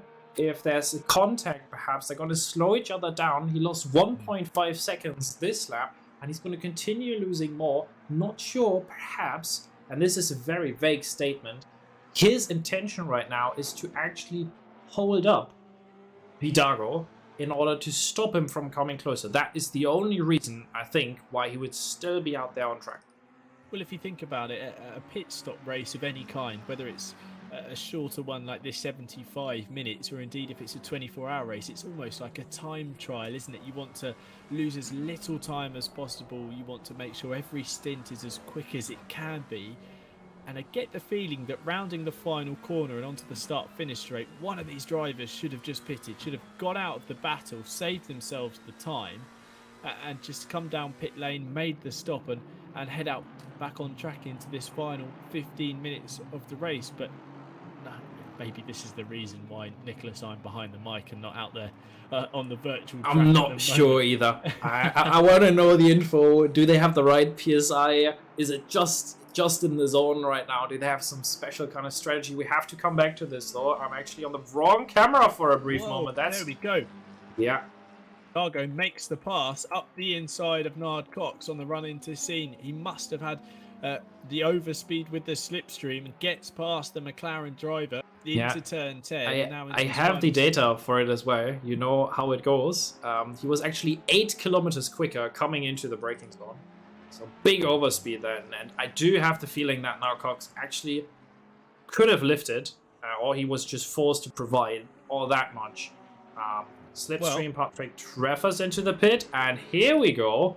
That is a 7 Spanker Link. I was going to say, you can hear the sirens sounding because Sem Spanklink has made a pit stop, and this is going to hand Kieran Vidago the net race lead, but still pit stops to be made. But our race leader Sem Spanklink finally makes his mandatory stop, and Vidago's pass on Nard Cox on the previous lap is now really the pass for the race lead. He still needs to make a stop as well as his McLaren rival. And 14 seconds further down. Have a quick look. He is moving again. So Sem Spanklink is going to be back on the road and back in position 4. But is that really the case? Looks like Dean Riley for the moment is still behind. Wow, so there's the change. So that's the change for our net race lead. Sem Spanklink's long first stint has seen him jump Dean Riley in the battle for P1 in the race. And Sem Spanklink now leads the race over, well, not overall, but of the drivers that have pitted. Spanklink has jumped Dean Riley by the tune of, well, it looks like potentially 5 or 6 seconds or so. It's quite a lot, actually. It's surprisingly much. So his pit stop was just on. It took 45 seconds, line to line. So that means I've got a table here. That means he must have just put in about 1 to 5 liters at most. And then just head back out to the track, and by the looks of it, that is exactly what got him all this time, because he was quite far back and he is still losing a second per lap. But considering that a lap around here is about 2 minutes, that means they've got 6 laps, that means he's got 6 seconds, and that means Dean Riley will not close the gap unless Spanklink makes a mistake. What a strategy that is. Fantastic, cool. Over 20 seconds faster in the pit lane. That's all the time that surely comes from the fuel decision, potentially from Spanklink opting to run a very different strategy, as it looks like now Nard Cox has headed into pit lane as well. So the driver that was in P2, the second of the 2 Dark Sky Racing McLarens, now makes his mandatory stop with 11 minutes to go on the following lap. So the one driver we're waiting for in terms of the fight for the podium and the top 5 positions, really, Kieran Vidago. Let's see where he comes out once he makes the stop. Yeah, gonna be interesting. So Spanklink gets past Nard Cox in the pit lane. He's still not moving. That means Dean Riley and Rise Spence Rob will get the pass here. He's down into net position 6 or 7. And there you go. He just got past him. So Nard Cox, that is the orange, or rather gold and light blue McLaren you're seeing center of screen right here. Quick jump to Chris Pinchback. You see very creative lines there far outside for the Ferrari, and that might be a cut as well. They're chasing side by side through this first sector. Chris Pinchback wants to get past Planas, who has not been in the pit yet. Another driver, in fact, looking at the timing tower on the left hand side of the screen, the 3 cars yet to pit are all Ferraris, so can go even further on their fuel than the competition, it seems, at the moment. Vidago leads the way from Jitse Medema in the number 36 Red Rocket Racing Ferrari, and it's only his teammate Johan Planas in P8 who we've just seen be passed by Chris Pinchbeck, the third and final driver yet to pit. But Dean Riley now P4 on the road, but net P2. He's got 5.4 seconds to gain on Sem Spanklink.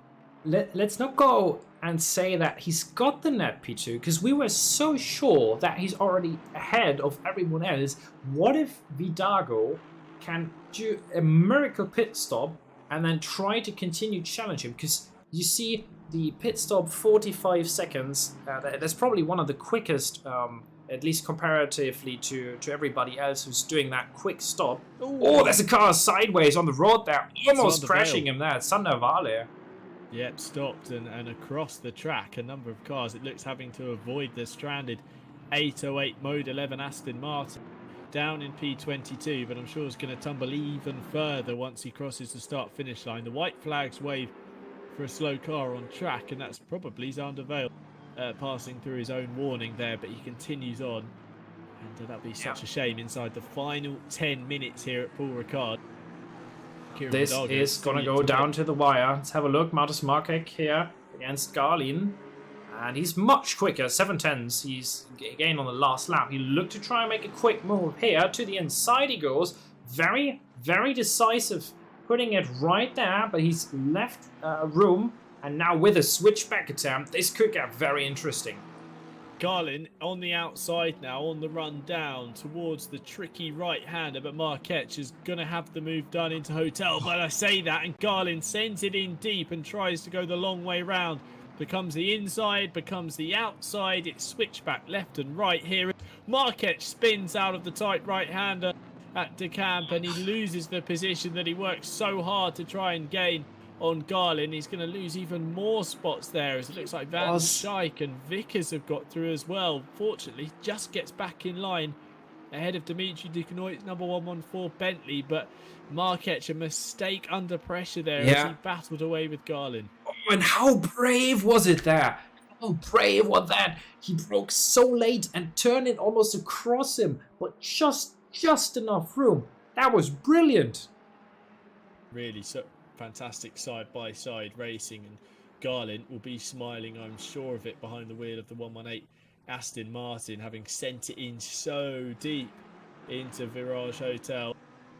As now Jitse Medema heads to pit lane as well, with a little under 7 minutes to go here at Paul Ricard. It's quite impressive from the driver of the number 36 Ferrari, but there is the most important stop really in the remainder of this race is Kieran Vidago's stop, and I guess we'll get a rough idea from Medema's stop as to how much fuel, how much time he spends in pit lane, as to what that might mean for Vidago. But there, Medema already rolling, already on pit out, and it looks like he's only going to lose out to Chris Pinchbeck, so he's going to jump up. Actually, Abram Hoser just scampering on through as well in the number 21 McLaren. So it looks like that the late stop for Medema has not dropped him outside the top 10. And Medema with an even more ridiculous pit stop. So that must have been a splash and dash of an extraordinary kind. 42 seconds, line to line. That is just immensely quick. And that's definitely brought him back up into the game. And you can see very easily that while he isn't as quick as some of the cars that did go for a extra set of tires, he is making this work. Very interesting strategy. We're seeing Chris Vickers getting close to a car which might no longer be in much of a contention for the top 10 here anymore. It's a shame to see Thomas Van Schaik, who's been seemingly involved in every single battle on track this evening. That 299 Aston Martin, sadly, going to have to trundle down pit lane. He's been handed a drive-through penalty.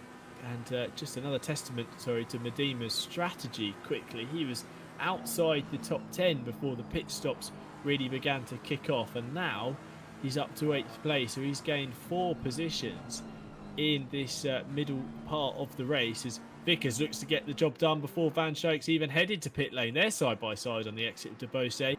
And Vickers gets the move done and passes the Aston Martin on track. And Marquette looking to gain as well and pick up the scraps as they fight into this final sector of the lap. I'm pretty sure we saw Marquette in that number 20 going out a little bit wide, and that looked like he was lifting off just after the corner for a wee bit, trying to give himself that edge. And once again, so out wide. I hope he isn't too close to getting that 4th warning that would put him back into pit lane, because this is definitely risky driving for Marquez. He wants to get another position. He wants that top 10, and he is seeing it just ahead of him. And talking about seeing things ahead of him, have a look at the POV of Dean Riley on board. That car ahead, that is Sam Spankling, and that would be his ticket to potentially winning the race here.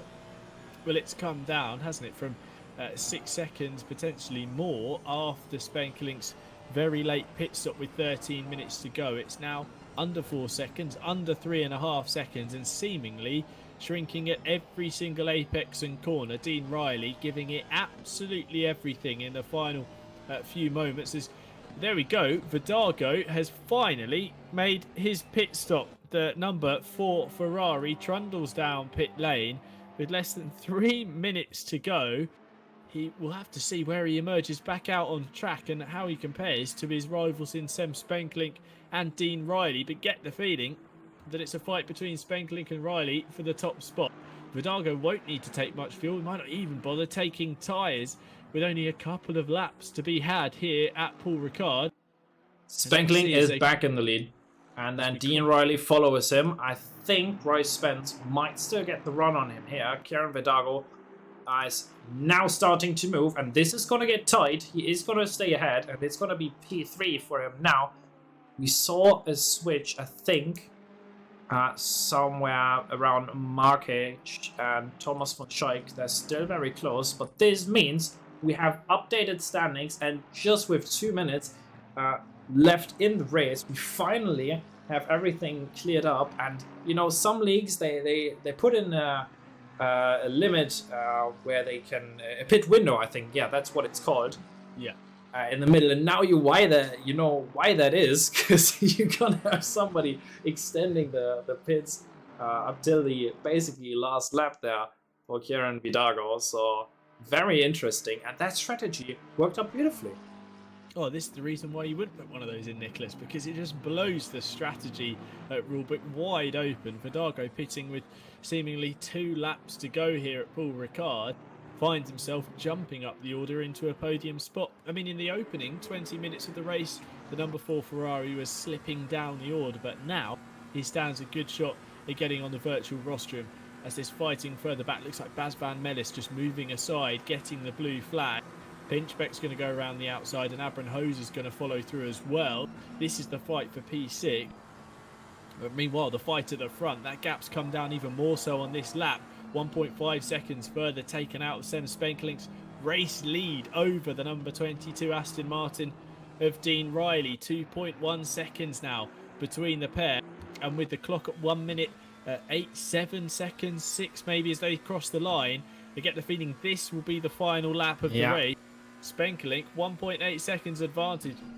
It's still coming down, Nicholas. This is going to go right down to the wire. Oh boy, and another second loss. This is it, do or die for Sam Spenklink. He has the worst tire conditions. We don't know what sort of warnings he's collected during the race, if he's just on the edge of, or if he still has one more opportunity to cut the track as necessary, gain that little advantage, because you can do that for free 3 times.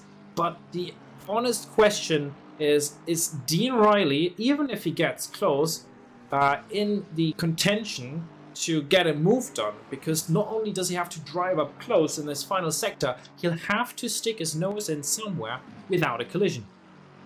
The last run down the 1.8 kilometre Mistral straight. Lights flashing. Dean Riley, he's catching 1.5 seconds, or best of, is the gap between the race leader and P2 as they come up towards scene for the final time. It's come down even further. 0.8 of a second now separates the race leader from the erstwhile race leader, Dean Riley, as they head into this final sector of the lap, the final sector of this 75-minute race here. Riley closing at every single apex, every single braking zone, every single application of the throttle. That gap is coming down. All Spenklink needs to do is stick to his line, keep his eyes focused on the track in front, and he will be taking victory here at Paul Ricard. 2 more corners to go. Will the McLaren driver be taking victory? It looks like he's set to do so. Look how close Dean Riley is. Oh, he wanted it so bad. Look up the inside into the final corner, but as they come up towards the line and take the checkered flag, Sem Spenklink wins at Paul Ricard. 0.6 of a second over Dean Riley as they cross the line. In P3, it'll be Kieran Vidago. A valiant effort from the driver of the number 4 Ferrari, who made another late pit stop, our latest pit stop with 3 minutes to go, to jump up the order and take a surprise podium finish. Then it's Reece Spence, Robin P4, further 1.6 seconds back, wasn't able to close on Kieran Vidaka. Then it's Nard Cox in P5, who will, I'm sure, be happy with that, considering he slipped down the order significantly in the opening few tours of the Paul Ricard circuit. Just before you move on, just quickly, because Chris Pinchback and Abron Hoser and I think Midima as well, they traded places 3 times this lap between them. Unfortunately, we couldn't get it on camera. I would have loved to, but it was such a close fight. You'd have to look at a replay to grasp it, but I'll let you continue. Sorry. That's okay, no problem. Well, exciting to see that things have changed around in that final lap. So Abranhoser P7, then it's Yitzo Medema P8, Andreas Garlin P9. A stellar drive from the Mad Goetzer Racing 188 car to battle up through the order after the spin early on. Chris Vickers rounds out your top 10 ahead of Mark Etch to Knoit Dave Jr., another driver fighting back through the order. We saw him facing the wrong way at the end of on the Mistral straight, I think on the second lap of the race.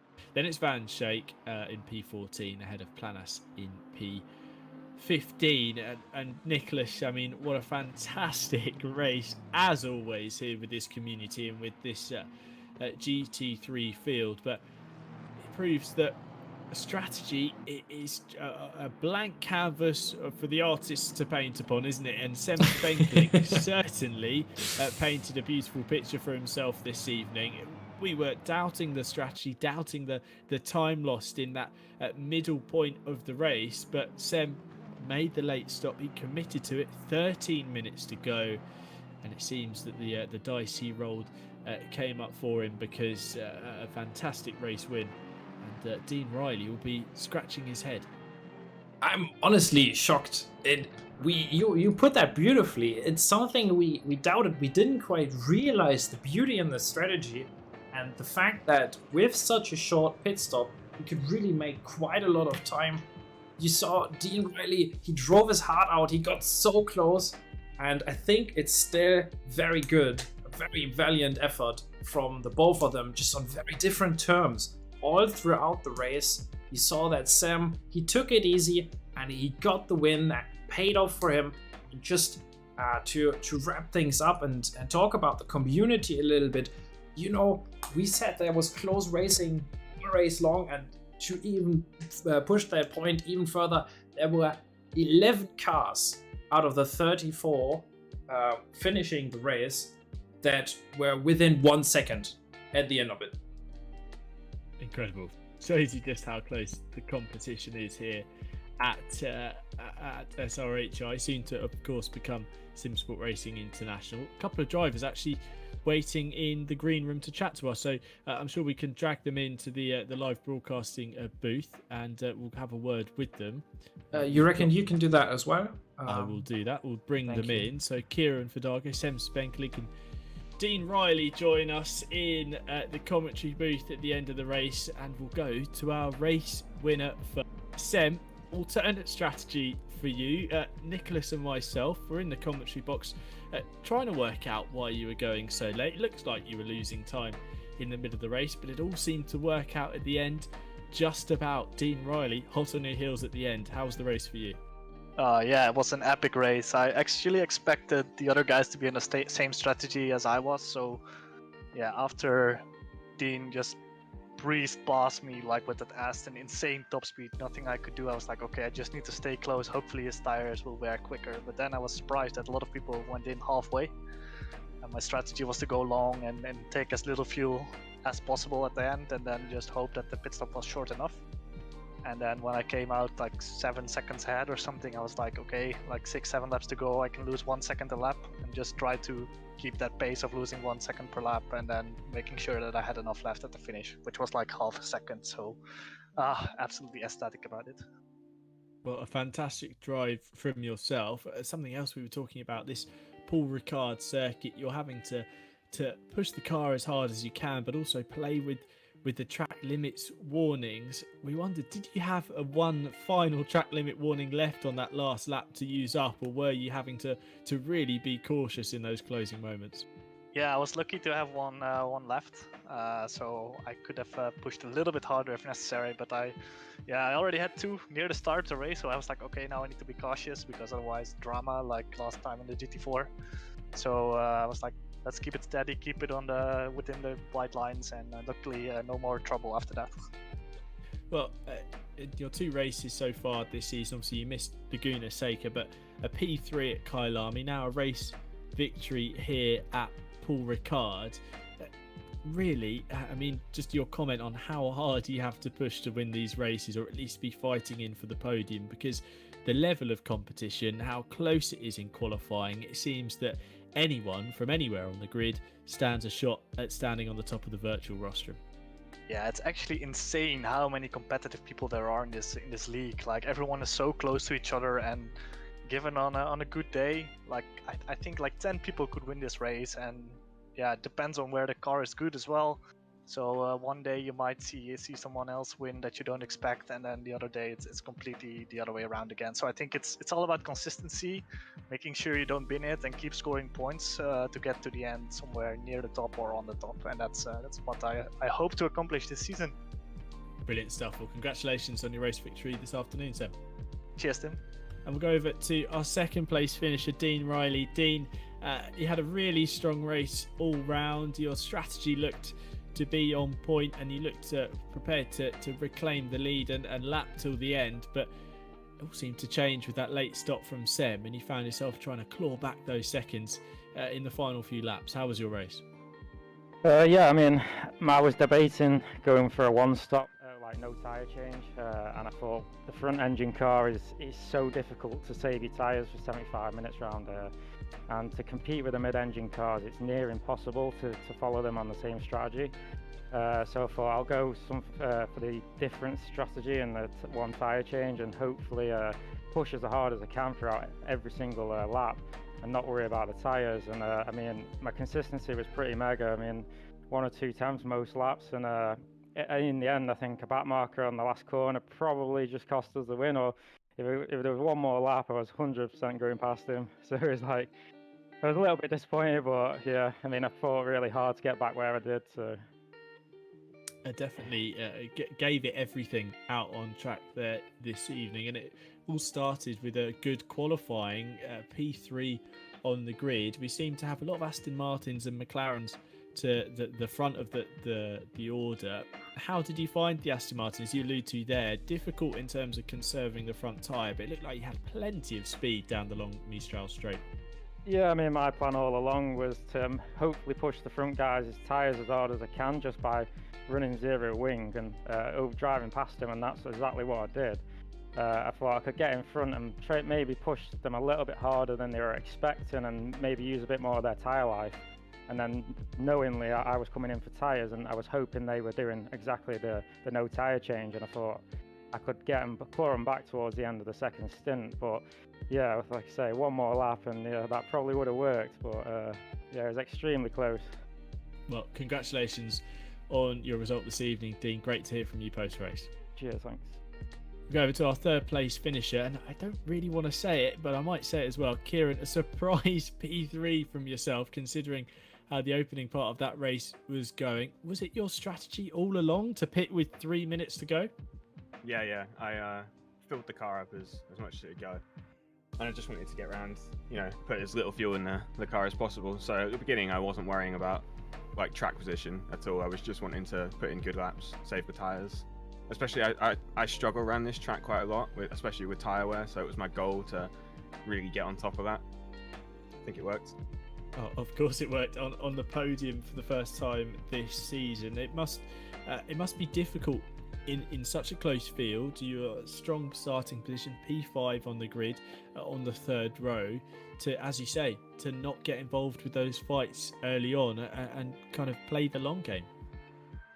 Yeah, I think I enjoy endurance racing, so this is the closest thing to it. If you just don't get involved in any battles and have the fastest race you possibly can. Yeah, I think it went well. I wasn't expecting to get a podium. My pace around here isn't usually, anything special, so I'm quite happy with this. Well, a DNF in race 1 at Laguna Seca, P6 last time out at Kailami, and P3 tonight at Paul Ricard. Seems like the trend is going upward. Are you looking forward to getting back behind the wheel of the number 4 Ferrari again and improving on that? Yeah, next track's Zandvoort, isn't it? So yeah, really good track for the Ferrari, really fun track for me. Should be a good result again. Good stuff. We expect to see more alternate strategies from you as we continue on through this season. But thank you very much to our top three, Sem Spenkelink, Dean Riley and Kieran Vidago, for dropping in to say their thoughts on the race tonight. And chaps, you very hard-earned drink of your choice this evening, so enjoy yourselves. Thank you very much. Cheers, Tim. And Nicholas, great to hear from the top three post-race, because we get an impression of how hard they were trying, and Sem was somewhat shocked that it had come off. Dean Riley was almost breathless with how hard he'd been pushing the entire race, and Kieran was in the knowledge that his strategy had played out, and was somewhat surprised to end up on the podium, but happy to do so. It's great to hear from the drivers, and three very different races played out this evening on the podium. Yeah, it's such different driving styles in terms of the consistency as well. I was honestly shocked myself a little bit with the fact that Sam was, in a sense, so in control of the situation, at least from the interview that he gave us. He said that he still had the extra warning. He was very much just looking at the pace that he needed to go. And of course, Dean, he was pushing out fantastic laps, but to me, it looks like this might be a sort of shift for a track where you're just medium, say, on the tire consumption and quite high on the fuel consumption, to go for a different set of strategies instead of running this halfway through stint. It's very difficult to judge from this race, but I'm sure we're going to see a lot of other cars trying this next time round. Well, let's bring things to a close then. Thank you very much for joining the commentary team tonight, Nicholas, and for bringing us all of the action. It was great to have you on board for proceedings tonight, Paul Ricard. I've been Tim Fulbrook, part of the Simsport Solutions team, bringing you the action across the GT3 and GT4 seasons. But it was a stunning, if not strange, victory for Sem Spenkelink here at Paul Ricard. Thank you very much to all of those who have watched on and enjoyed the race this evening. Look forward to seeing you next time, and until then,